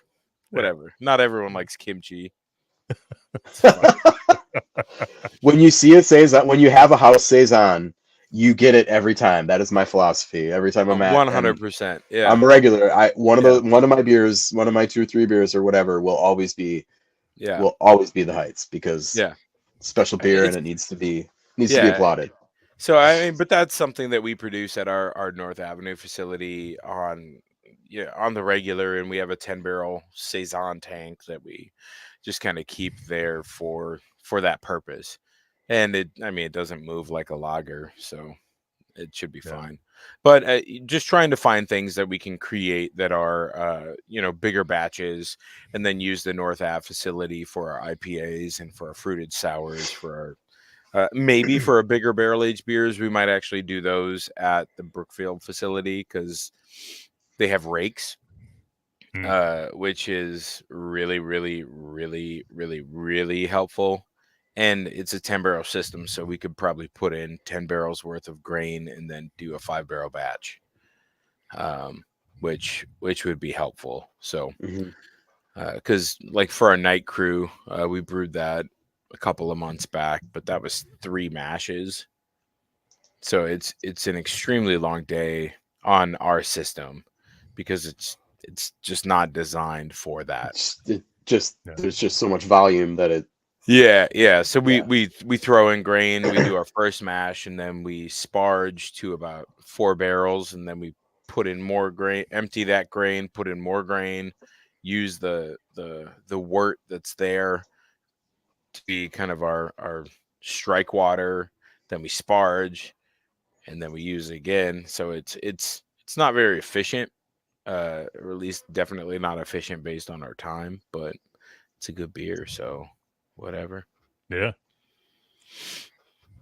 So that's kind of the idea. Cool. Yeah. Well, and so I wanted to touch more on the physical location as well, because I've always been intrigued with Biloba being out there in Brookfield, because I know I've talked with Chris about this and other folks about kind of how the breweries are set up in the Milwaukee metro area. And that location is one that is essentially the only show in town. It has been holding it down there. Yeah. And you have to drive at least 12 minutes or so before you get to any brewery, because you're either going down to Raised Grain and Waukesha, or you're going all the way over. I like Waukesha. Yeah, Waukesha. Yeah, that's my favorite. Got kind of combination there, or over in Toast. Yep. And so it's kind of there. Where was this a situation where I know you talked about your relationship already, that kind of right place, right time. You knew the people. Was it just kind of we're going to expand because it's there, or was this a simple did you look at other places? Did you look also at places in like Bayview or Walker's Point that had a bunch of breweries, or was it more of we like where this brewery is in Brookfield, and this? Yeah, that's a great question. Yeah. No, we didn't look anywhere else. Is the simple answer. I think that where Gordon is and where Biloba is it's a good spot. There is nothing around, and there are people who are thirsty. So I think being able to create community in a space, in a place that people want that and need that. So I mean, one of the things that I used to be a churchgoer, avid, like my whole life, post opening a business that has not been a thing. I don't have time, unfortunately. But the thing that I do miss is the community that was around it, and the random people that I would meet after service, or like just this weird, this weird amount of different people from different places in life and different situations, different everything, all in the same place for the same reason. And that, it's not something that I'm necessarily ever going to go back to either, but it doesn't mean that I can't create that space for people. And not saying that my tap room is a church, but it kind of is. That it it's a space for people to come and meet and meet other people amongst the common thing, right? I mean, the whole idea of having coffee and beer is that both of those liquids are things that connect people. You go out to a bar with your friend, or you go meet somebody for business over coffee, or you just sit and journal, with your latte.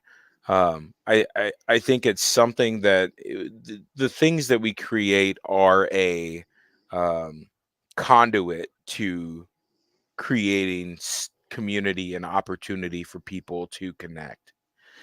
And I think that's a bit of a different approach than some places take. And I think that's part of the reason also why Brookfield was kind of a something that looked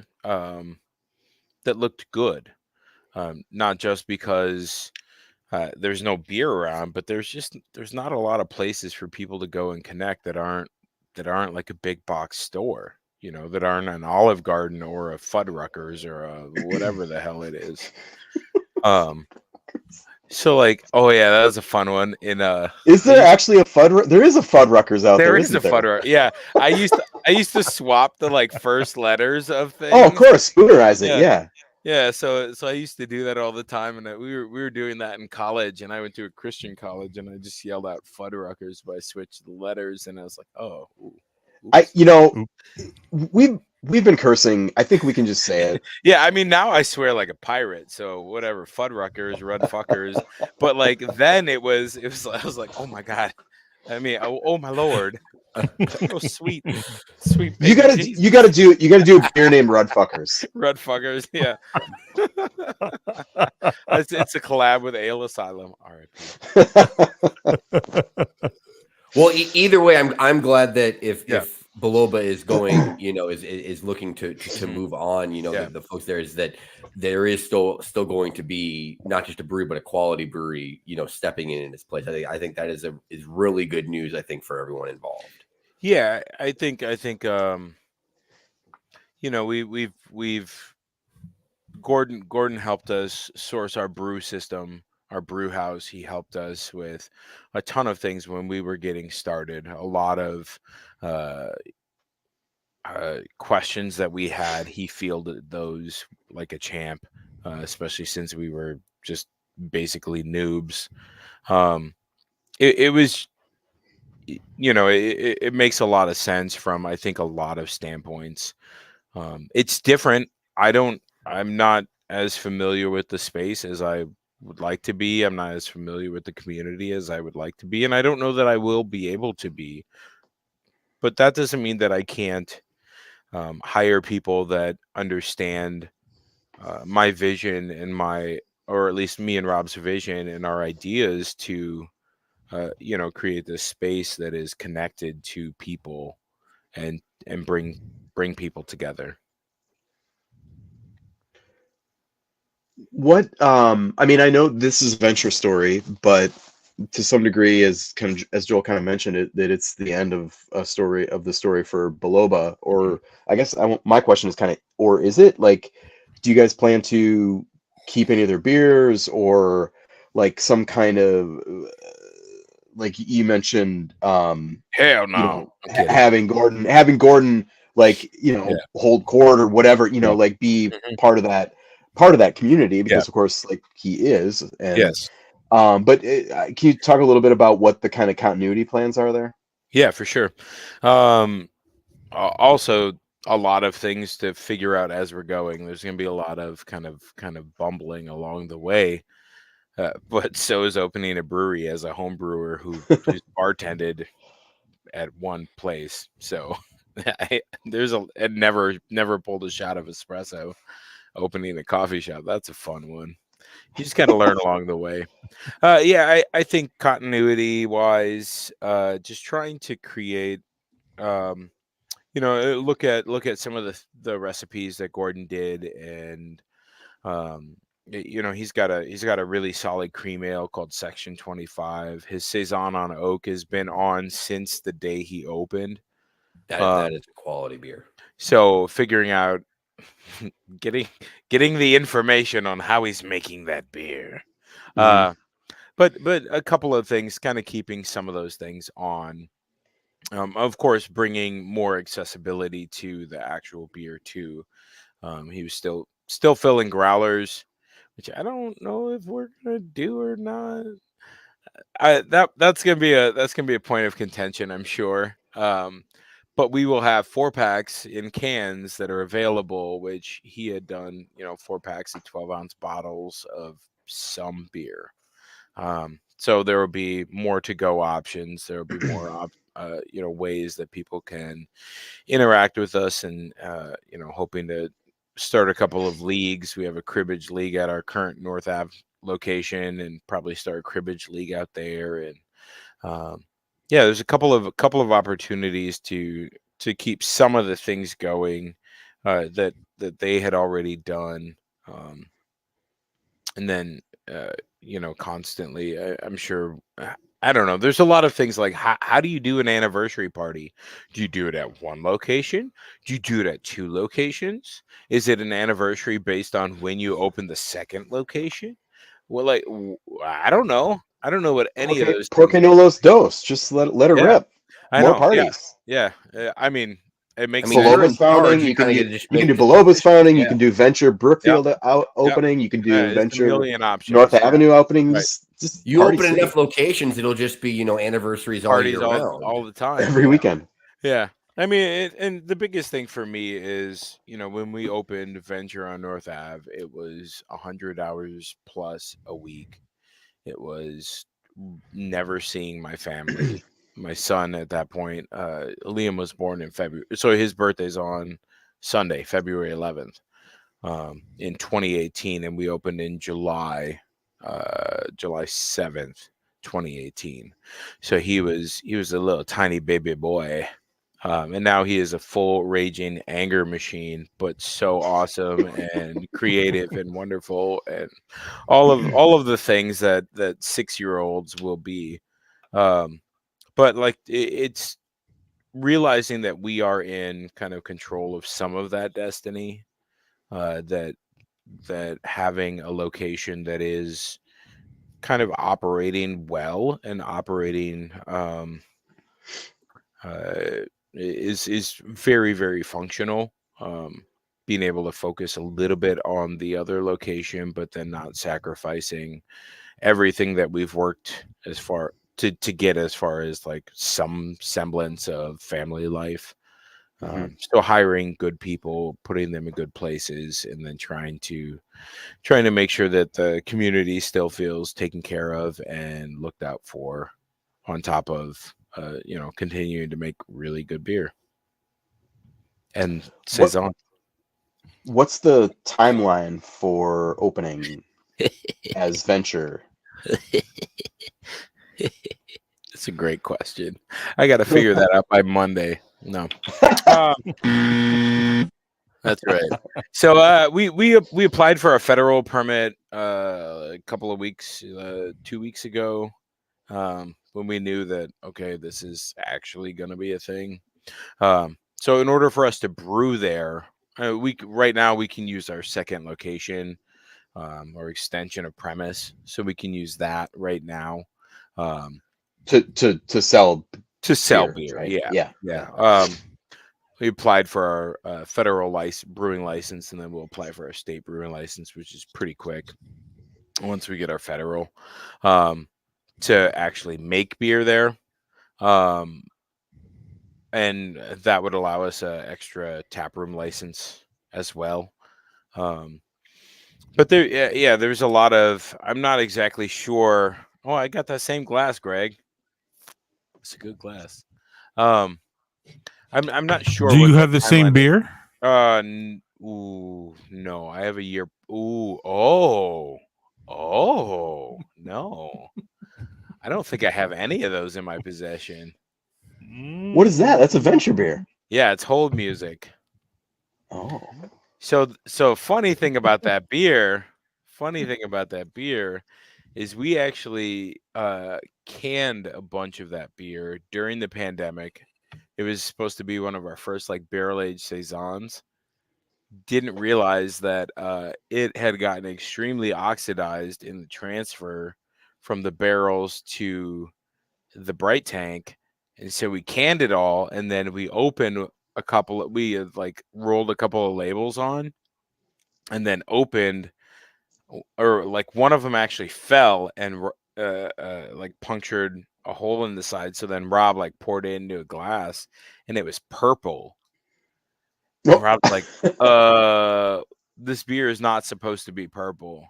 It had wheat and oats and a bunch of like higher protein things in it because it was a barrel-aged saison. Turns out when you have higher protein beers and it gets oxidized, it turns purple. So we ended up dumping the whole batch, and then we still had a shit ton of labels. So the next batch of beer that came out of that barrel ended up being that beer that Greg is drinking, and it is not oxidized. Lessons are learned. Nice. Opening, I don't know. As soon as we possibly can. We'd like to be at least somewhat functional by St. Patty's Day. Oh, okay. The interior is just kind of needs our spin on it, but I mean the tap lines are there.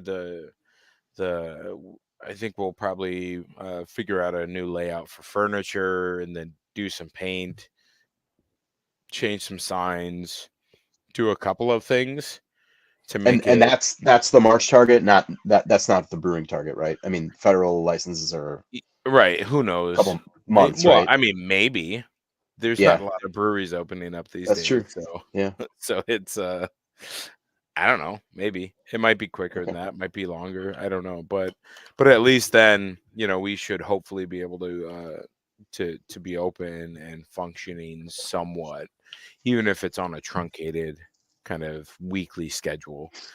Buying all the stuff for the cafe side of it is a little bit of a investment as well. So getting the espresso machine in, getting the grinders, getting the drip machine, it's probably like, it's a solid 50,000. So, yeah. Can I ask another question? You can do whatever you want, unless Greg says. Well, I'm asking Greg. Greg's the boss here.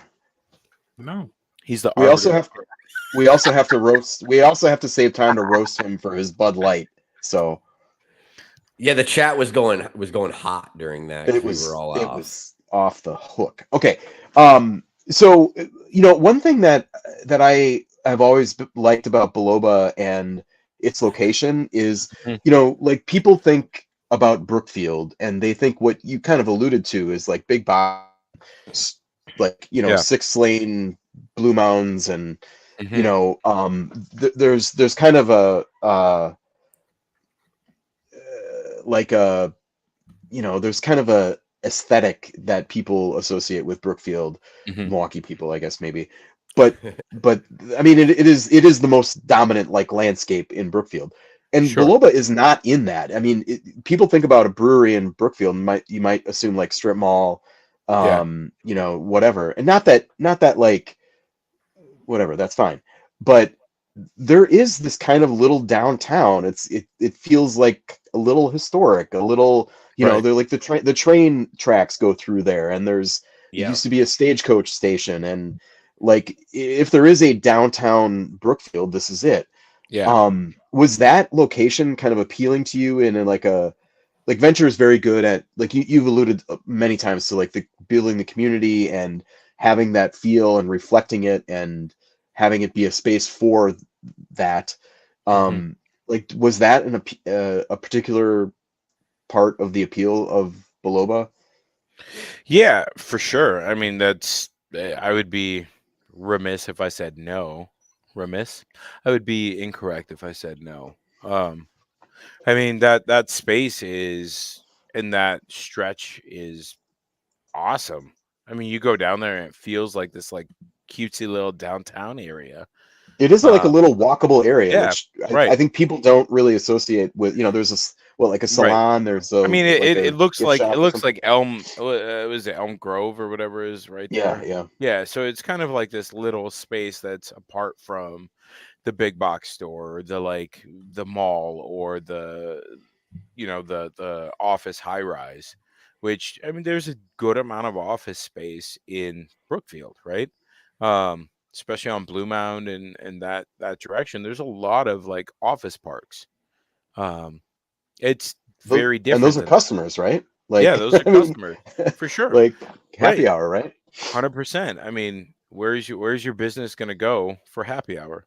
I don't know. I would like to say Venture. You should, but that's also a different. That's a different constituent base than we have at North Ave, because we don't have business parks around at all.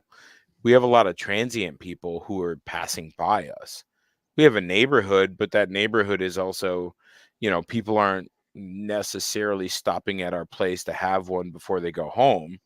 They're picking up their kid on their way home.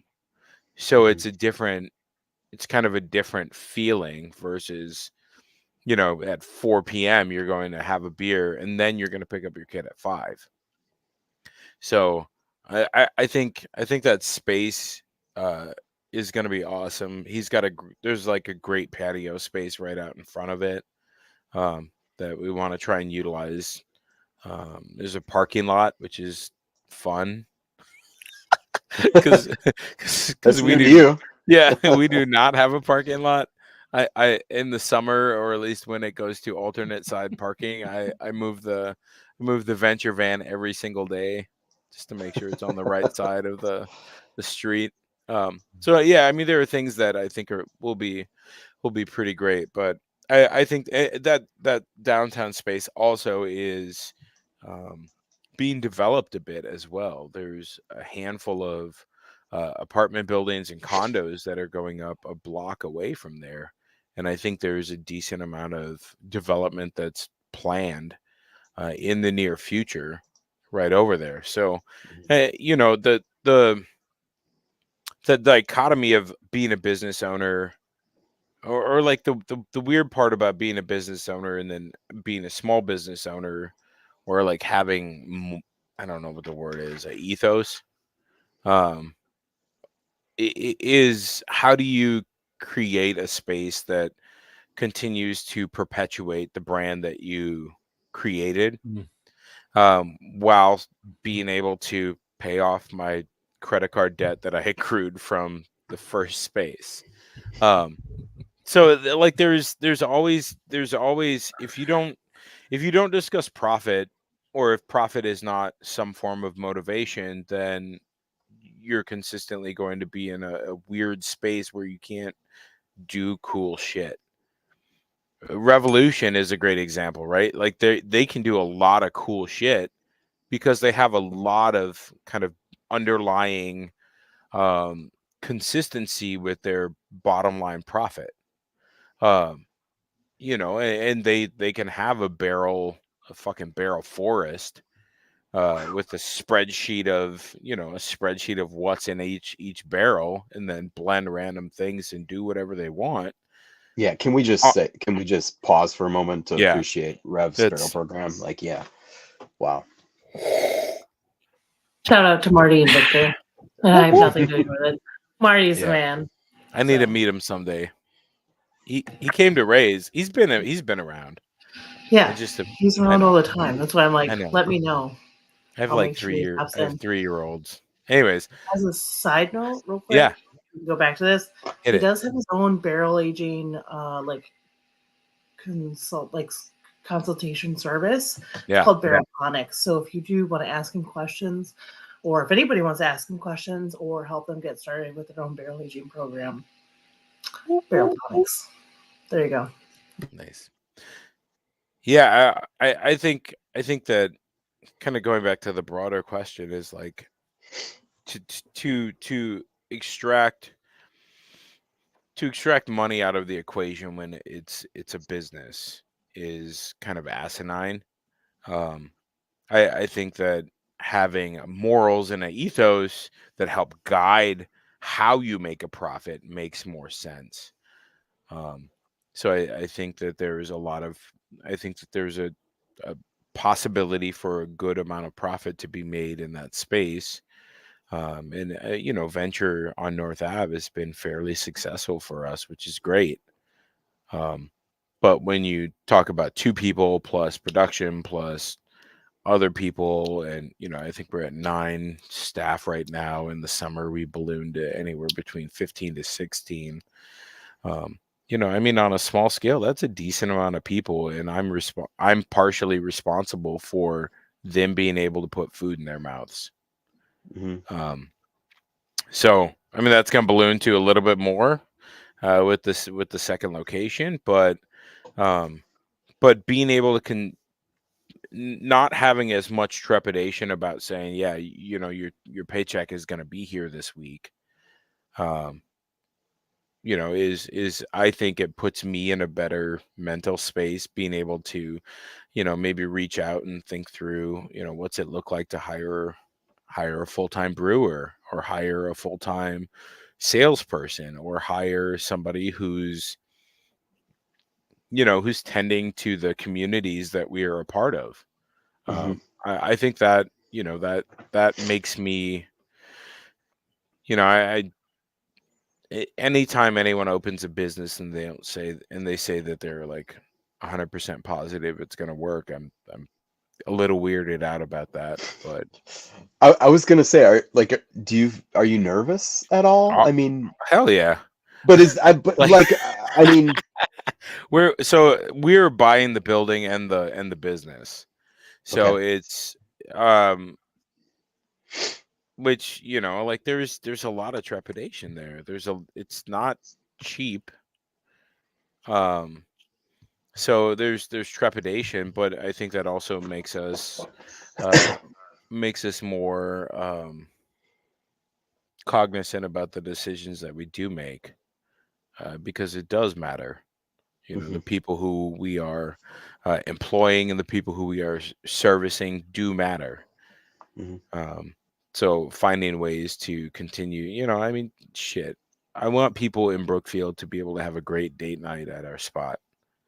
I don't know. Like for me as a father and having a bunch of, a gaggle of kids, 3 kids. It's like for my wife and I to get away, it's $20 an hour minimum. So like it's got to be a good date. It's got to be a good date. It has to be a good date. Plus, like if I need to travel, the pressure. If I need to travel an hour to get to Bayview and an hour to get home, that's $40, man. On top of what I'm paying at Good Kind. So I'm in for a solid $300 on top of, and additional travel. So I think that cool spaces and good food and good beverage can go to people where they're at. And I think that there's enough great beer in Bayview. There's a lot of good beer downtown. I don't know. Let's go west. So, Simon, we want to actually at the end of the day give you one last round of applause because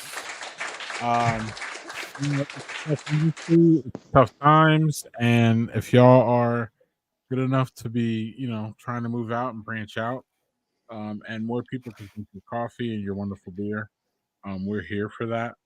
But Simon, right now though, I kind of want to get messy with the folks. Get it. I want to cause a little conflict here on purpose. And you didn't do that already? We will get to that. We will get to that. We will. Open up a Coors Light. But so I've been chomping at the bit to talk about this, y'all. Today is National Pizza Day, and everybody loves pizza. And if you don't, then I will exit you off my stage immediately. But I had a pizza. It's called barley wine.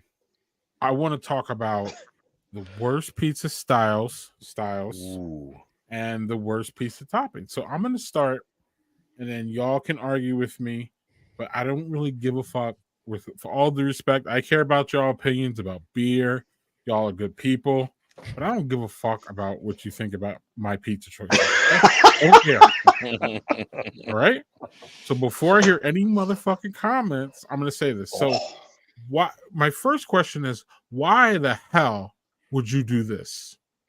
What is the purpose of fucking you talking about pineapple? Pizza? Hey, get out of here. What is the fucking purpose? Okay, that's number one. It's flavor, bro. Second is, why the fuck would you do this? Like, what in the fuck? Look, pineapple is one thing. This is a fucking abomination. What the fuck? What is out? This is called Altoona.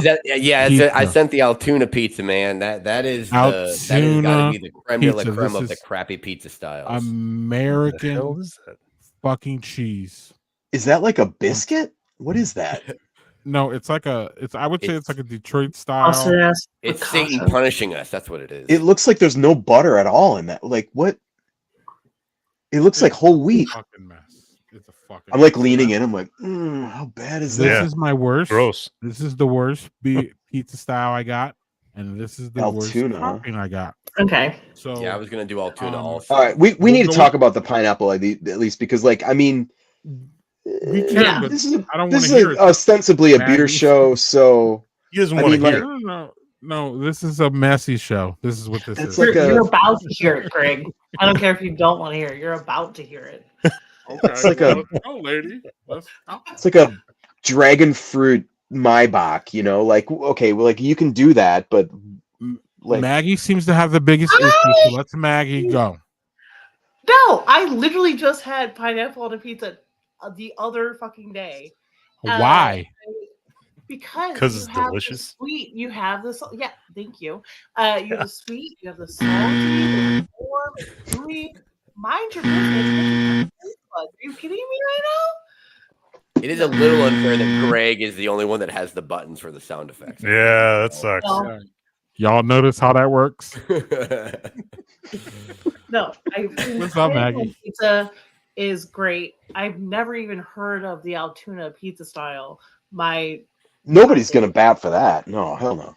No, I don't. Now that stop showing it too. It doesn't make it any better. I like the bottle cap for scale. Yeah. People from Altoona must either hate themselves or just hate everyone else. If that's which Altoona. That was Pennsylvania, I think. Oh, okay. I'm pretty sure. I can. Oh no, Michael! Not the. Michael, yeah, no. Let's fucking go. Not the team pineapple pizza. I'll just say. I mean, like, if you're doing like pizza flights, like a little square this big, I've never done. What the hell's a pizza flight? I made it up. Yeah, but hey. It's a beer show. We're you know. I have the Altoona style pizza is a distinct type of pizza created in the city of Altoona, Pennsylvania, by the Altoona Hotel. Oh. It's distinctive. It is a Sicilian style pizza dough, tomato sauce, sliced green pepper, salami, topped with American cheese. Pass. Look at that. Is that like a bad version of it or something? Because that looks horrible. It says that the crust is made of Sicilian pizza dough, giving it a thick and soft crust. It's what it says here. No. I don't think whatever words you're using to describe it can't be positive. No. Do not want. Greg, do you have something on the St. Louis? The St. Louis style? We got that. Is that coming up on this? Because that's some pretty weird shit too. To Google pizza styles. What the fuck? What's St. Louis? All right. Yeah. You don't know with the Provel and the Provel. Yeah. Oh, like I do. Yes, I do. It's actually, like processed cheese food slab of. No, it's not a slab. It's is it like Velveeta? It's like thick. Well, the crust is thick like a Detroit style, but the Promel is like a mixture of different cheeses or whatever. It's like called. Velveeta. It's like Velveeta if it were provolone. I think that's the. Yeah. Gross. No, it's okay. Has anybody actually had it? I'm just repulsed by the concept of it. I've had it. I've made it. It's so good. It's good? Yeah, it's with good. The Provel. I just get this like vibe of like extreme foot taste with that cheese, and it kind of I don't know. I mean, it's not the best of the 90s. I love the 90s, but that's not one of the best things to come out of the 90s. I think deep dish is trash, but also the Altoona. Wow. I didn't know existed, but deep dish hot take. Like Chicago's, like yeah. Wait. Like what kind of all deep dish or Chicago or where we at? I would say like. When I think of deep dish, I guess I think of Chicago deep dish, and I know. Wow, I just gotta tweet this. Rev sales rep trashes Chicago style pizza on important live stream. I'll take it. Listening. Comfort me because John Carruthers is our Is he a news? That's a news anchor name. John. Well, he could be. John Carruthers. Reporting live, John Carruthers. News with John Carruthers. An essential beer Twitter follow. He is. Yeah. I think it's like nachos and lager or something like that. Or maybe that's his Instagram. Sign me up. Either way, he does crust fun pizza, and so he'll make pizzas. Yeah, he basically like it's like fundraising for whatever cause of the month or something, and he just like in his home kitchen just makes like a shit ton of pizza and does a pop-up, and everybody just like loves it. Deep and they good callback. That's somebody who's been with us. Yes.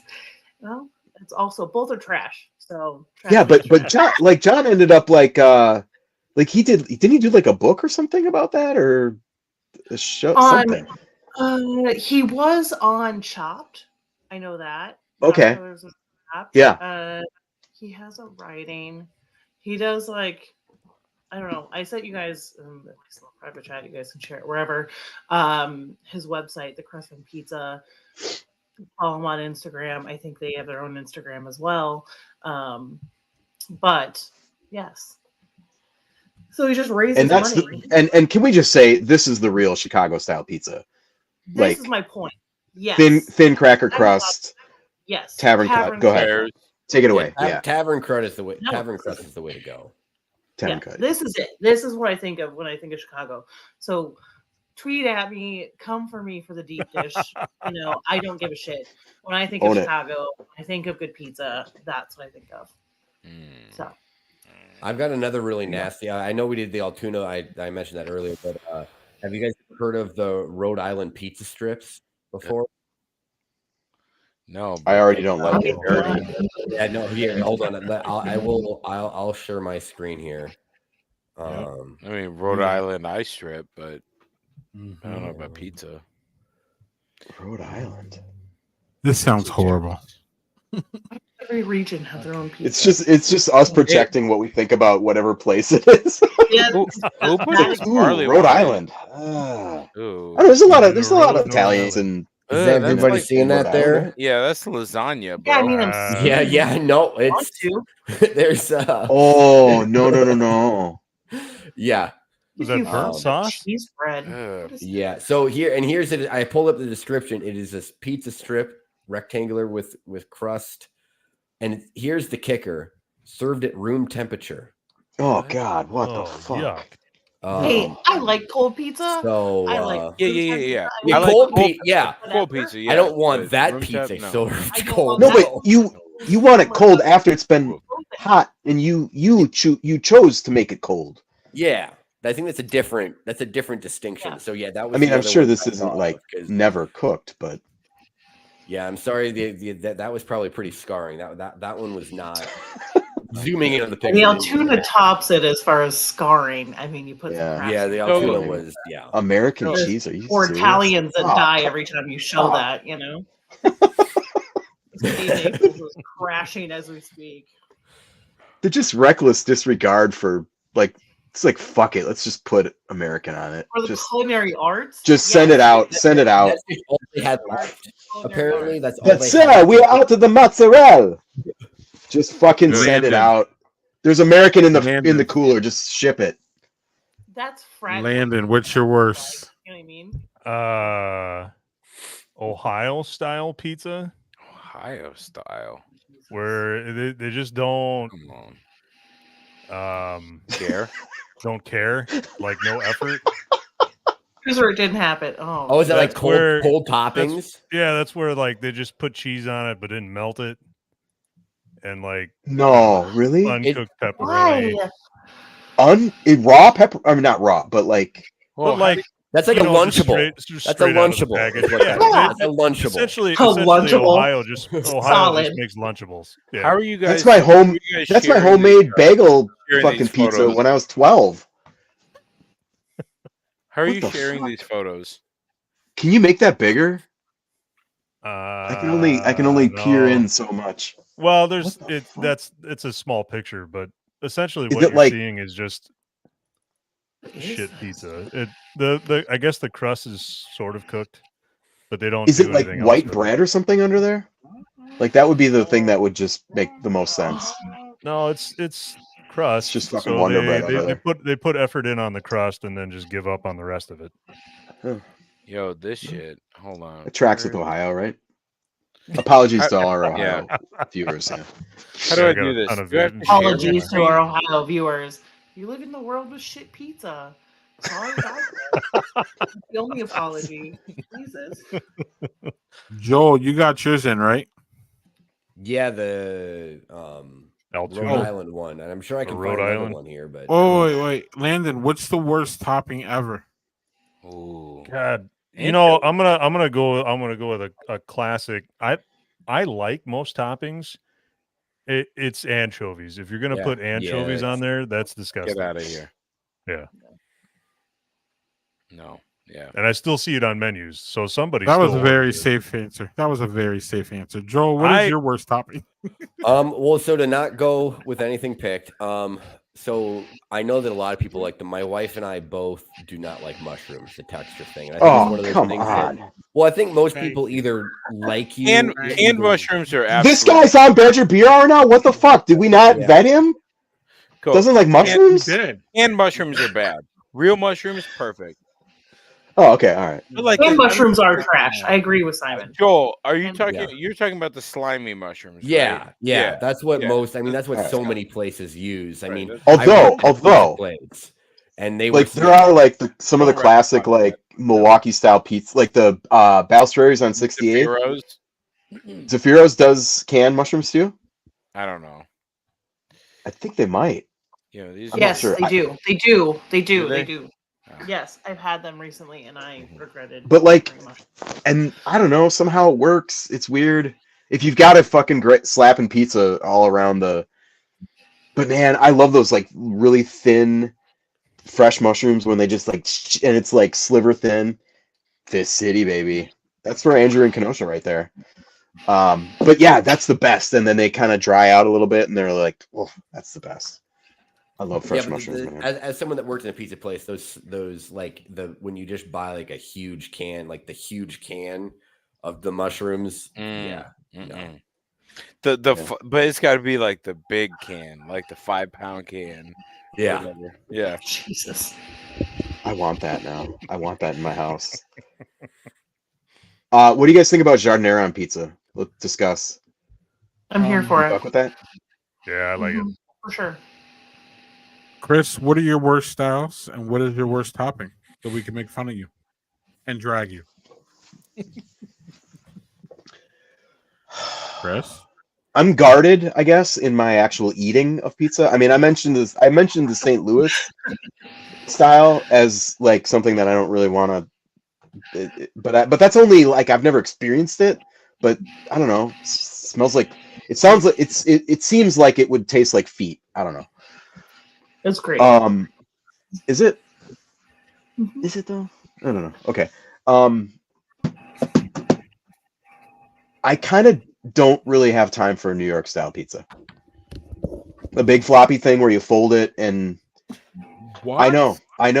I mean, really? like again. I'm sure there are like I have all of it is better than all of the pizzas that have been like these abominations that have been mentioned. Yeah. Yes. It is not worse than that. Chris compares New York pizza to Altoona pizza next. Well, no. That's not what I'm saying. But like, I've never been to New Haven. I haven't had like a real New Haven pizza, right? Yeah. So, and I've never been to New York either. But like, that's been exported now. Like I don't know, dude. It's fine. It's fine, but like people are like, "Oh my god, it's like the best." And it's like, nah. Give me that thin cracker crust. Give me just like a straight up like the glass nickel, like the Madison glass nickel hand toss. That's a good pizza. That's a good pizza. Is that all right? Might be New York style. It's not New York style. No. What's the worst? No, it's topping, not New York Chris? style. Compare. What is the worst topping? I don't actually. I have a worst pizza, but it's kind of a whole like what is that word? It's like a whole world. And it's and I this is a place that I love, and I don't want to like this is the weirdest thing on their menu, and it's the Harmony Bar in Madison. And they have a puttanesca pizza that is capers, anchovies, like Kalamata olives.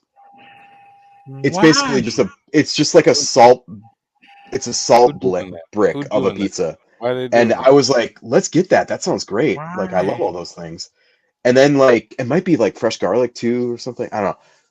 It's my mouth just was like folding in on itself. Gross. I ate like one, and it was like there were like 5 of us, and we ate like one piece each, and we're like, let's get some burgers, man. Yeah. Oh, I think actually great in concept and by the way. Oh man, it's a lot. So shout out to the Harmony, love the Harmony bar, but holy crap, that pizza, and their pizza's good too. That's the thing. Their pizza is good, but oh man, that's like on a pizza flight that would be perfect. But goddamn, I don't want 16 ounces. This made up pizza flight. Yeah. Yeah, I know. We're gonna ride with it. The other one I was going to say, from my time working at a pizza place, sauerkraut does not need to be. I just don't like sauerkraut in general. But sauerkraut, sauerkraut in general doesn't need to be in existence. But in my opinion, but on a pizza, no, it does not. But yeah, we had that at a pizza place. I think they ended up they had a Reuben pizza also that had the sauerkraut on it. Which I guess is a little bit, but I also there was places I remember once where you could choose whatever toppings. And one time someone ordered a pizza with just sauerkraut on it. So just the sauce, the cheese. Yeah, I don't get that. And wait, no cheese? No cheese. No, so sauce, cheese and sauerkraut? Yeah. And it was just like, did you lose a bet? Is this like a punishment for a fantasy football league? Or, just good night. So okay, Drosner, I have a question. Best pizza place in Milwaukee. Ooh, we just did this in one of our ask the you better put the right answer in. Ask the editors or something. One of these weekly things that we do. Mine is probably Zaffiro's. But Balistreri's on 68th is a close second. Ooh, okay. Wow. Simon? What? Boy. Simon, slice, man. Simon, hold on, Simon. We need to get your favorite worst beer style and worst topping. And so dragging Chris all over the place. I was just I was just out in Portland, Oregon, and we went to this we went to the seaside. It's called Seaside, I guess. But like this hold on, let me see if I can present share screen. There we go. Yeah. Here we go. Let's see it. I don't know if I can. Yeah, there we go. Okay. All right. It was just like, what the fuck? I'm Drosnering it right now. What the fuck is this? What? Hold on. Let me see. That is not a taco pizza. Let me zoom in and scoot over here. Can I scoot over? Please? I don't know. No, I don't know. What the shit is that? Hold on. Let's see if I can. What's it say? Taco pizza. Feta. Oh, feta. Get your feta off of the pizza. Also, okay, I'm fine with feta, but slices of tomato. But full slices of tomato. What is that? No, taco. Oh no. That looks like tomato. Baby, no. Oh God, you can't do that. I was like, what is going on? You have to eat the tomatoes first, and then full fucking slice. No. I mean, fresh tomatoes on a taco anyway. What are we doing here? I know. The best part is we went with my kids, and I don't know why it's still on that one here. Should be called a Taco Bell pizza. Yeah, none of my kids ate the pizza from there. It was like no white people taco night. I think I visited the toilet multiple times. It was just not. Wow. This is why they're wars. And there was a furry convention in town too, which was awesome. Shut up! Are you? No, yeah, you're making that big up. For reals. No, fucking big for reals. It was like, we were sitting there. Oh wait, there just happened to be a furry convention in town, right, Simon? Oh no! Oh, I didn't know there was going to be a furry convention in town, family. But here we are. Maybe we should go. Look at us. That actually looks good. Walking stuffed animals. Look at this. They have this on the that's so bad for their menu. That's not disgusting. Good. But this is like that. I'd fuck with that. Yeah. Their pepperoni was fine, I guess, but they had so much pepperoni on it that it was like, yeah, like this. What the fuck is a tropical delight? Please scroll to that because that sounds like your shit, Maggie. Probably got mango. I don't like fucking ham and pork and all that bullshit. What is that? Pineapple. There you go. That is not right. That's no. That's not right. There's too much pig on that pizza, which is too much everything. Like you need back off the fucking toppings and make good crust. That's what I'm saying. So if you ain't got good crust, you don't have a pizza. This brings me to of brewers who can't make fucking whoa. I've had the taco pizzas are one thing. Those are just, that's just tomatoes. This is tomatoes. Everything a taco has on it and more. The best part is you decided this was the photo to use. To represent you. I mean, I'm hypercritical on photos because that's what I do or did. And this was the photo you decided to use. You couldn't have gotten a side shot or got close, but this is not melted.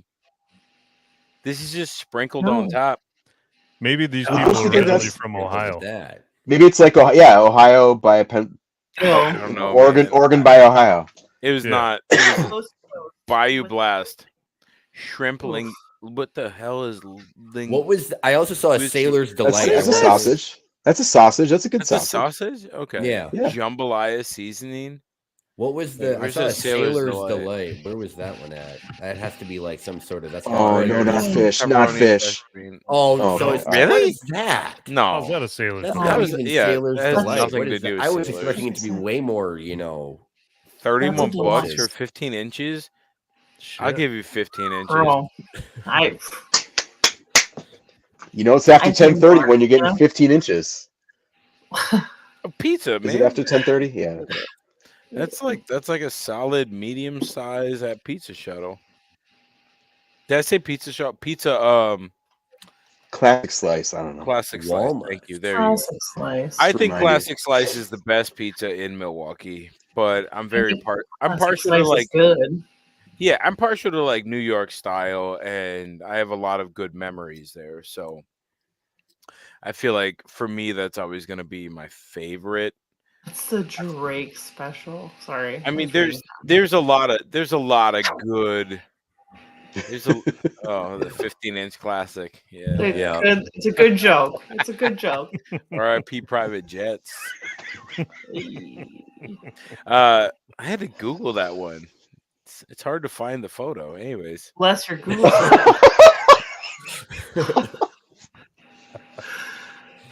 But what's your answer, Maggie? Okay. White qualifying. Yeah, well, yeah. Flower Girl and Flame. Okay. Fair. Yeah. Fair. Strong. I do like Classic Slice. Yeah.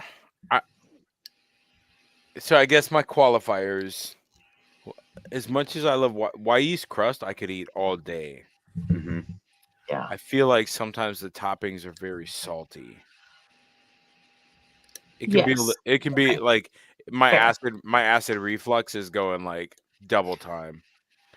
I love it. Their focaccia is to die for. So good. Yeah. So Landon, whenever you make it down to visit us, I'll take you. Yeah. That sounds great. Away. Hell yeah. Yeah. The Detroit style from Flower Girl is perfection. I do like their wood fired. It's great. It's beautiful. We had a beer called Pizza Beer, and they had our pizza beer. You and good beer. Nice. Did you clear that? Yeah, I was gonna say, did you clear that with Lafler?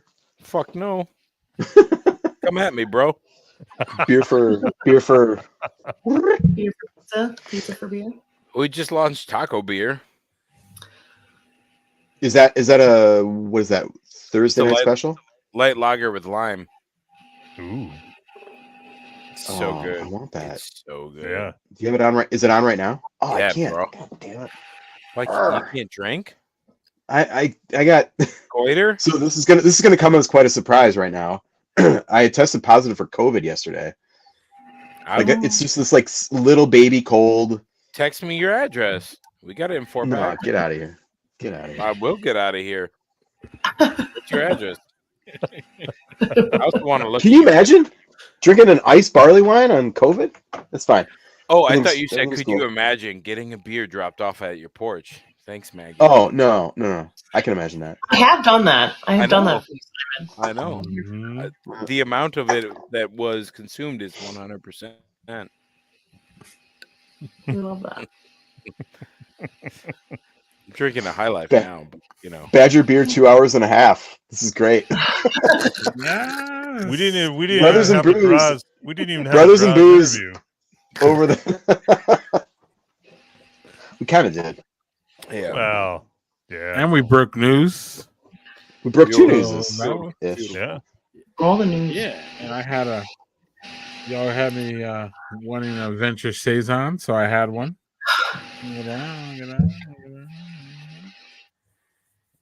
Ooh, I got some new hot brewery gossip, but I'll tell Chris that later. Ooh. You can't just bring it up and not Off the air. Well, I can't say this stuff on air. After hours. Yeah. If only, man. I can't find that shit. I looked on Reddit.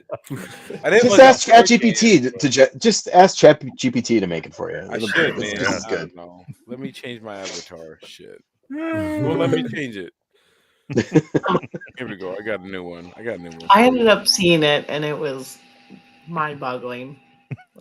Is it real? I don't even. I don't know if it, I don't know. He leaked his own shit. Real. Yeah, it was. He knew he had a good angle day, and you know what? We're sending this out to the masses. A good angle. Mm-hmm. Okay, so I can't believe I didn't have this on my bingo card for tonight.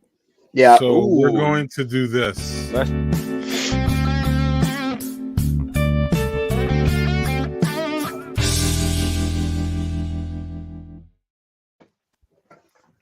Found it.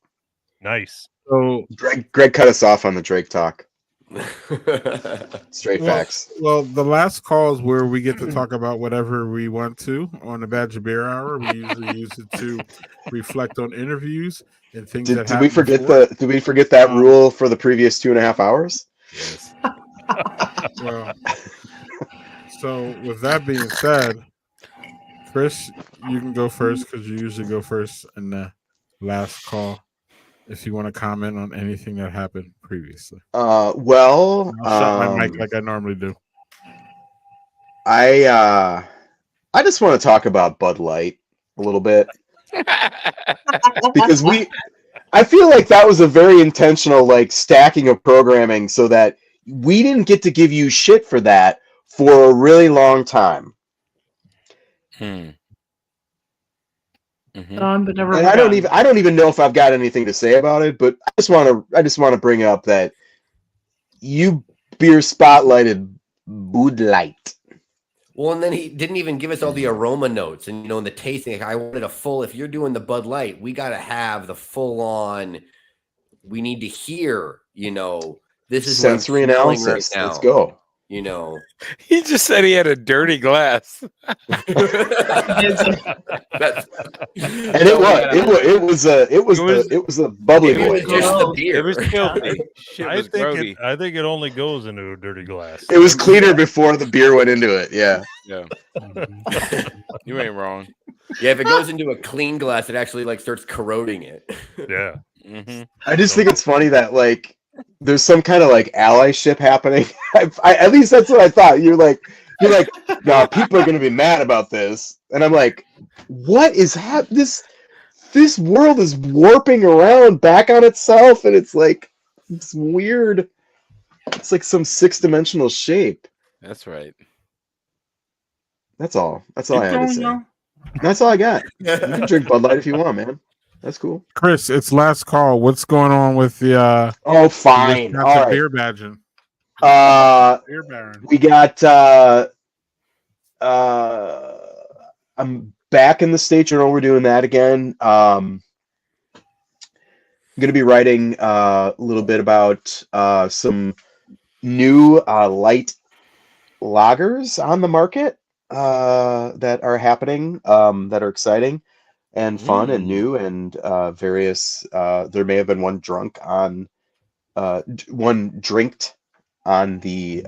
Well, it is properly drunk, but drunk has a different meaning. Drink it. That's not the one. That's not the one. Are the light lagers brewed with oak staves? No. Like Bud Light. Mm-hmm. Oak staves? No, that's Anheuser. That's Busch. Beechwood. Oh, is that Busch? Oh, Beechwood, I'm sorry. Yeah. Whatever. Beechwood age. Whatever. No, it's Bud Heavy. That's Bud Heavy. Yeah. It may. Krausening. Oh, okay, sure. Krausening that's actually a thing. So.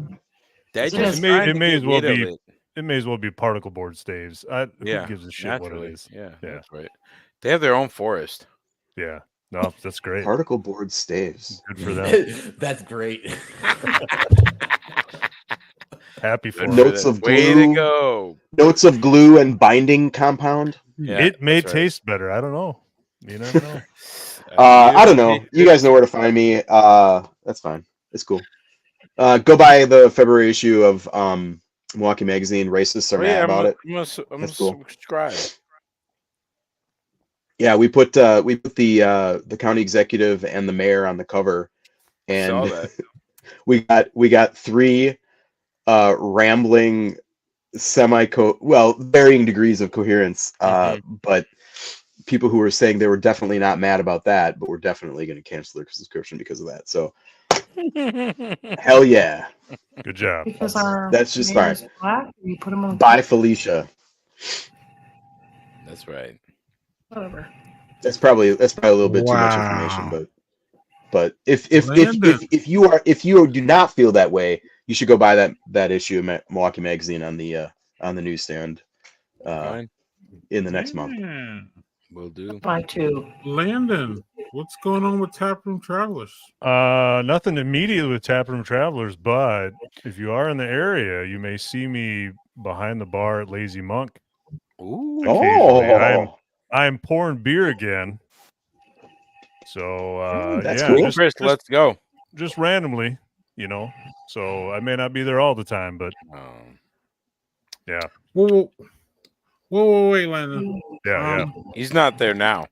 I'm not there right now. I'm in my basement. Am I wrong, or is this new, or am I out of my thing here?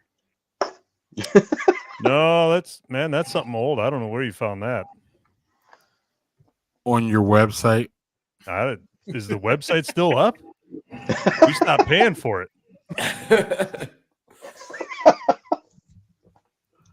That's what it says. I'll be damned. Well, you found something that I didn't even know existed. Good job. All right, so we can come heckle you about how much you love this, Landon. We can come heckle you about how much you love this. Good God. Oh, don't even show up with that shit. I'll kick you out. I'm gonna have to Google what that top is from, because it's not a drink. That is not. The top is not from a drink. So, Joel, what's going on with Brewery Travelers? Well, I'll probably have more hopefully updates with next Badger Beer Hour here in a couple weeks, but working on getting the book publishing deal stuff sorted out hopefully. And I know I talked about this last week, but be coming up here in less than a month now from the Hawaii trip, and then I'll be one state away from getting to a brewery in all 50, getting close. What's the last state? Alaska, which I will be going to at the end of June. I went to Alaska in high school, but I obviously was not visiting breweries at that point. So we are making what breweries are on your agenda there? In Alaska? Yeah. I can tell you because I have it all mapped up on my Google Maps because I'm planning months ahead. Obviously in Juneau, it's pretty much all of them in Juneau because there's only like 5 or 6 in Juneau. There's 6. There's 5 or 6 breweries in Juneau. It's like not a very big town. No, but because obviously there's Alaska Brewing. That's kind of the big one. Devil's Club, Barnaby. I've been to Barnaby. Yeah, in their old place before the old place burned down. And one called Forbidden Peak, and then obviously up in Anchorage, I'm going to go to Anchorage Brewing. That's kind of one of the big names up there. Yeah. But yeah, then there's a whole host. So we're going to have, I think, 5 nights in Anchorage. So I'm going to be able to get to quite a few up there. So if you have any, like I said, I've got most all of them marked at least. But if there's one or two, if you know a beer that you really think I should go and try, are you getting down to the Kenai Peninsula at all? Homer? I don't know for Brewing sure Company? yet. What was that? Homer Brewing Company? I don't know if we're getting that far down. If we do, I will have to see. So we're going. It's with my whole family. So wife, okay, young kids, and my parents. My dad also enjoys craft beer. The rest of the crew does not.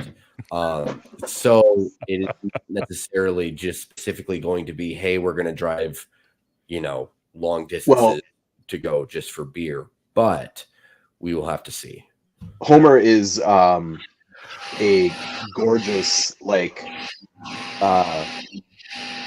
microcosm of Alaska, just like the scenery and the everything that's there. So, and that it's out on this little spit, like a little sand that sticks out into the Kachemak Bay. It's amazing.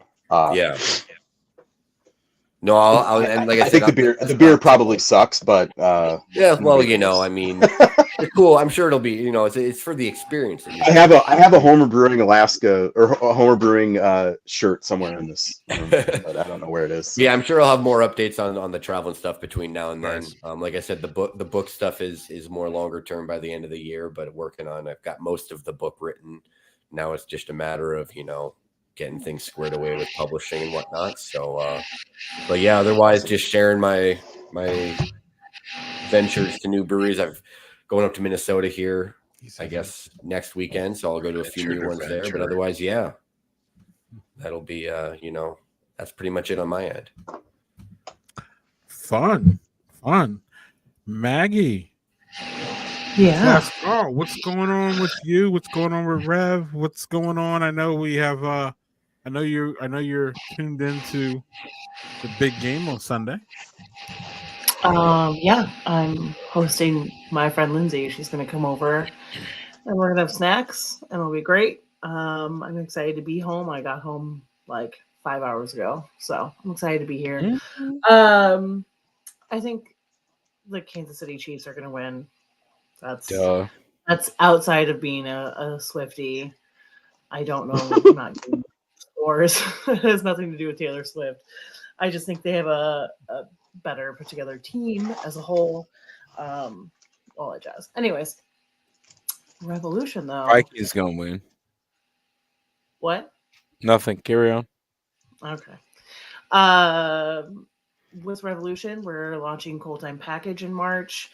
Along with March, we're also celebrating Women's Month. So local breweries that are repped, or just actually breweries that are repped by women, we're all getting together and creating different events throughout the month of March in Milwaukee, Madison, and we have a big one in Appleton as well.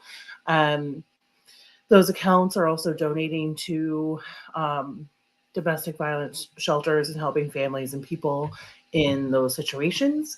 Last March for 2023, I had to look at the fucking calendar like it wasn't 2024. It's fine. We raised about $8,000. So our goal this coming March is to do 10. And that was just in the Milwaukee area. Cold Time Package. We're changing our 12 packs from League of Heroes to a non-rotating IPA variety pack. So those will also come into like March, April play. I don't know. I'm going to Montana in July. I don't know. I don't know what you want from me. There you go. Big old sky. Yeah, I love Montana. Love it. Same.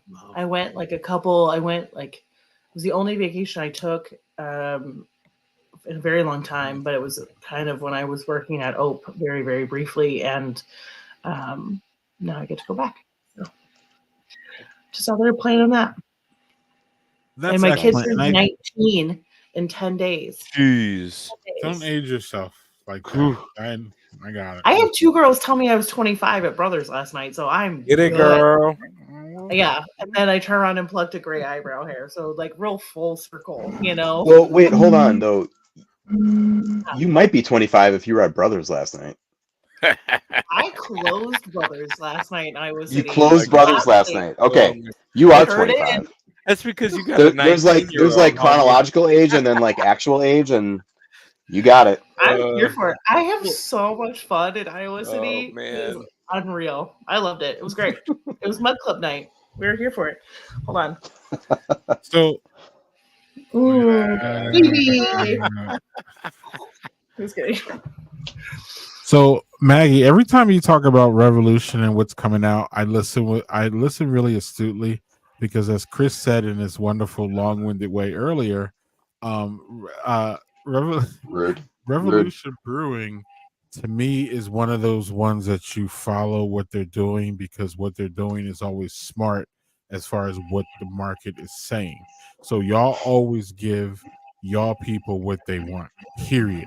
So when you say, oh, we're switching to this or we're switching to that, I'm like, oh, okay, because that's what the market is saying. I mean, like when you have the beer aficionado, shout out Doug Velke for that one, giving those Brothers predictions. and Booze alumni. Yep. There you go. There's also like a financial aspect to it too, right? So this ties into making this more affordable for the consumer. So the price gets to drop with this variety pack because we're taking less time to design new packaging. So every like quarter or whatever, we would do a new League of Heroes. Okay, well, it's new recipes, right? Different IPAs get rotated into there. The only remaining, the only standing one is Anti-Hero.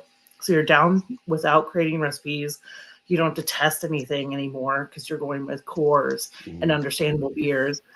So your artwork changes. You're more committed to a packaging, and then you're not like, let's say you package all of it, right? So you have Medusa Hero, you have all these different heroes. You package it, you have leftover cans that you're not ever going to use again. What do you do with those? I have no idea. You're just going to crumple them up and recycle them.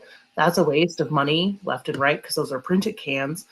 So anyways, it goes into reducing the confusion, reducing the waste, and consolidating finances and making it more affordable for not only the brewery, but for the consumer. There you go. Yeah. Look at that. Muy nice. And full circle. So Simon, normally during the last call we talk about things that are going on with your brewery, but I think we kind of touched that a little bit. So if you have anything more to talk about what's going on with Venture, or if you would like to double back on what you talked about, the floor is yours, my friend. Always. Thank you, sir. There's always things going on. So we actually are launching a couple of things. One, we are launching a coffee class. So we're calling it Coffee What the Fuck, or Coffee WTF, which is kind of like a 101 class. So if you want to know what if you want to walk into a coffee shop and look at the bag and know what all of that bullshit means, sign up for this class. So we'll take you through the basics of that. Eventually we'll kind of do a beer what the fuck, which would be like a beer 101. I don't know how. I'm working on trying to figure out how to distill beer down to a 101 kind of 2-hour course, but we have a couple of tickets left for the Coffee WTF, so you can find those on our website or on our Instagram in the kind of link tree. We also have a handful of Mug Club memberships left, so if people are interested in those, that's if you're in the Milwaukee area and you're at our tap room often, it makes sense to pick one of them up. Or you want any of the special beers and pre-releases, that's a solid option as well. We host at least 1 to 2 Mug Club parties a year. Chris has never been to one of them. False. I'm kidding. I have only been to one of them though, so yeah. It was a holiday one. It was a chili cook-off, and I'm pretty sure nobody left. There were like 15 or 16 different chilies that people brought, and nobody left with chili. It was so good. It was really good. Chelsea's was so hot. Yeah. It was very hot. Very spicy. Oh god. Yeah. Face melter. Yeah. So there's that as well. I'll probably be posting something on social about that in the near future, and that'll actually probably work. That'll work at both tap rooms. So we're planning on having we normally do a mug club member party in like March, April, May. So we'll probably have one at each location on separate days, and then we'll have a holiday party at each location on separate days. So if you wanted and you were aggressive, you could go to 4 holiday parties, which are always a lot of fun. So I don't know. I'm gonna be at them probably. Yeah, I don't know. I mean, that's a good reason to go. Nice. Yeah. All right. Well, good times here, y'all. Normally we do a review of beers, and since y'all really love the beers that I had tonight, I'm going to do a review of mine. So the best one I had was clearly this. Naturally. Right? Yes. Right? And then this. Mm-hmm. And then this. Nah, come on. Obviously, these are the best ones I had. Obviously, 2 Venture Brewing beers, because I'm a Venture Brewing stan. Regardless of whether Simon's here, I said it a gazillion times. Appreciate it. This was fun. Well, the proof's in the pudding, man. I don't come to Milwaukee without stopping in your place. True. You know this. True. You know this. It's the first stop, actually. This is pretty good. Anybody else want to talk about the beers that you had? Want to showcase them before we get out of here? And I say my final words, and y'all say some final words. But it was amazing having y'all here. All of y'all, the whole gang, the whole crew. You could see us again, not this Wednesday, but the following Wednesday. Crew's going to be back together. It's a project that I absolutely love. Put a lot of work into it, and I think the results are just amazing because y'all are fucking great, and that's how it works. Maggie and Simon are big supporters of us, and we thank them and their knowledge, and we're always bitching and sharing ideas about it in our thread and going back and forth on things. But I completely appreciate all of your knowledge. Y'all all make me stronger and bigger. I don't know as anything compared to what y'all do. It's just the truth. So on that note, anybody, Landon, you want to talk about your beers? Anybody want to talk about beers quick? What you had, you don't care. You can get out of here. Go drink Cold Time. Yeah, let's see. Yeah, we gotta plug Cold Time one more time for sure. Cold Time. That comes out when, Maggie? So the package hits in March, but you can find it locally or all throughout Wisconsin on tap. There you go. Chris, you had some interesting beers. I did. I started with an orphan fat squirrel, which was really good. I had this little open beer thing from New Belgium, which doesn't really say New Belgium on it anywhere. I guess it does, yeah. That could work both ways, actually. So that's interesting. It's nice beer. And then there's the ice barley wine, which was phenomenal as it warmed. Tons of like vanilla, like straight up vanilla. And just a reminder that those are dropping at Central Waters, Amherst, and Milwaukee next the 24th, I think. Something like that. That's it for me. Chris gets it weeks before us minions can get it. No. Joel, how are you? This is from last year. This is last year's version. Very sensitive to accusations of such. I mean, I didn't have them. We throw them around on Fridays, Chris. Yeah, that's fine. Anyway, what's up, Joel? I was going to say I didn't have anything super exciting today. I know I kind of hinted at that. I'm going to have to go out and be more adventurous. I just had a happy place. And then if you were here last week, I actually just did the same thing I had last time, the Mexican dark lager from Lakefront. So that one's good. Good beer. Yeah, so that one's good. Nothing too crazy, but beers that I enjoy. Killing it with their seasonals. That Stodola. I love Lakefront. Yeah. Mm-hmm. So Maggie and Simon, Badger Beer Hour crew wants to thank y'all for being here. Making it far more interesting than if it was just us three. So we're four now. I got to get that right. Now, yeah. Because I've already we been didn't voted stop off the talking island. about this. Come on. God. Just Disgusting. take it off the screen. Probably gonna poop in my pants right now. Oh. I'd rather eat that than that, Simon. You don't know what I just And on that note, y'all, KC or 49ers, anybody here want the 49ers? I want them to win. I don't know if they're gonna win. They are the better overall team, but betting against Mahomes is where you can't do it. So I'm gonna do my best to help either one of these teams win. I'd like neither of them to win. Can we just move on to next season? Packers. Yeah, Jordan Love, baby. Those Green Bay Packers should have beaten those 49ers. Yeah. 100%. Apparently, are you not a Jordan Love fan? I'm not a Packer fan. No, he's a Vikings. Don't even listen to him. I mean, just put that in the background of his. He's never seen a Super Bowl trophy lifted in his life. Oh, nobody's heard that before. Get in the back. Come at me with something new. You don't have to. You don't have to come up with anything new. That's the point. No. That's a Packer fan. Can't come up with anything new. Well, because we don't have to. It's this. That's because when the same joke works for 50 years, you don't have to go away from it. You had two Hall of Fame quarterbacks, and all you got was 2 Super Bowls out of it. And that's still like more than you've ever seen. 30 years. What a waste. Dang. How many Hall of Fame quarterbacks you had, homie? The stadium's a big toilet. But are you a Vikings fan too, Landon? Yeah. Yeah.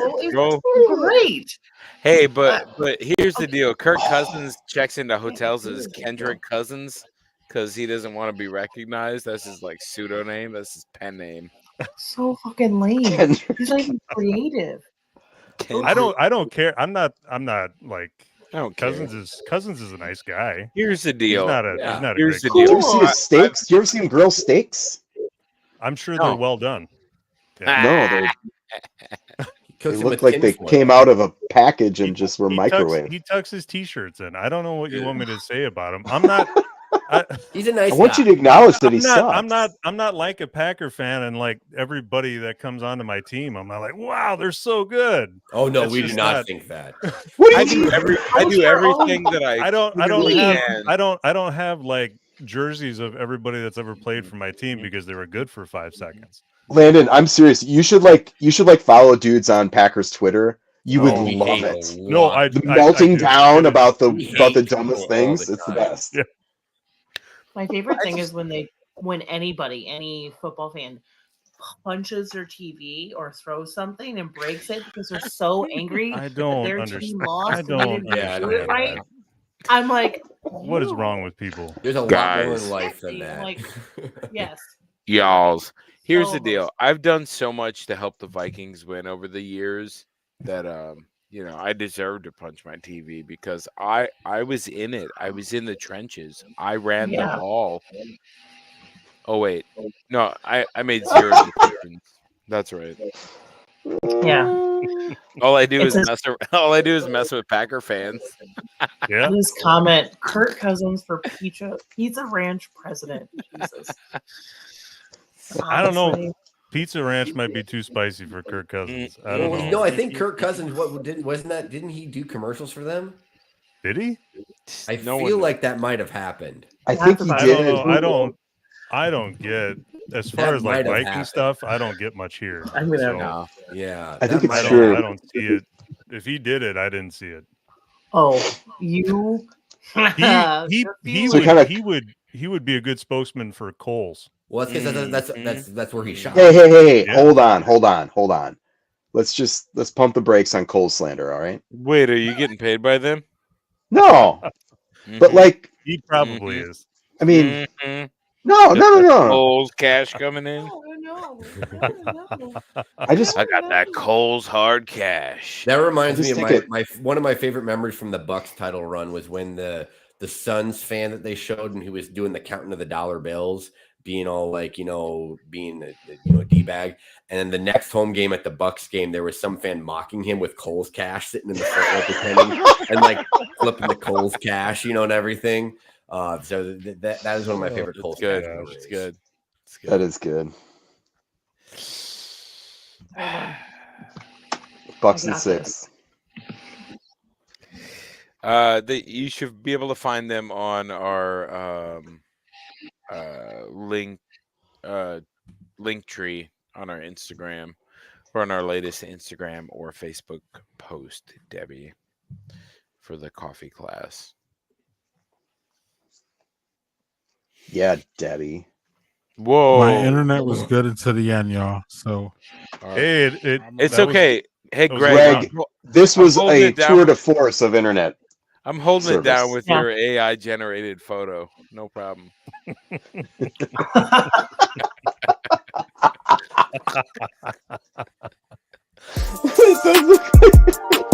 Hey. I love it.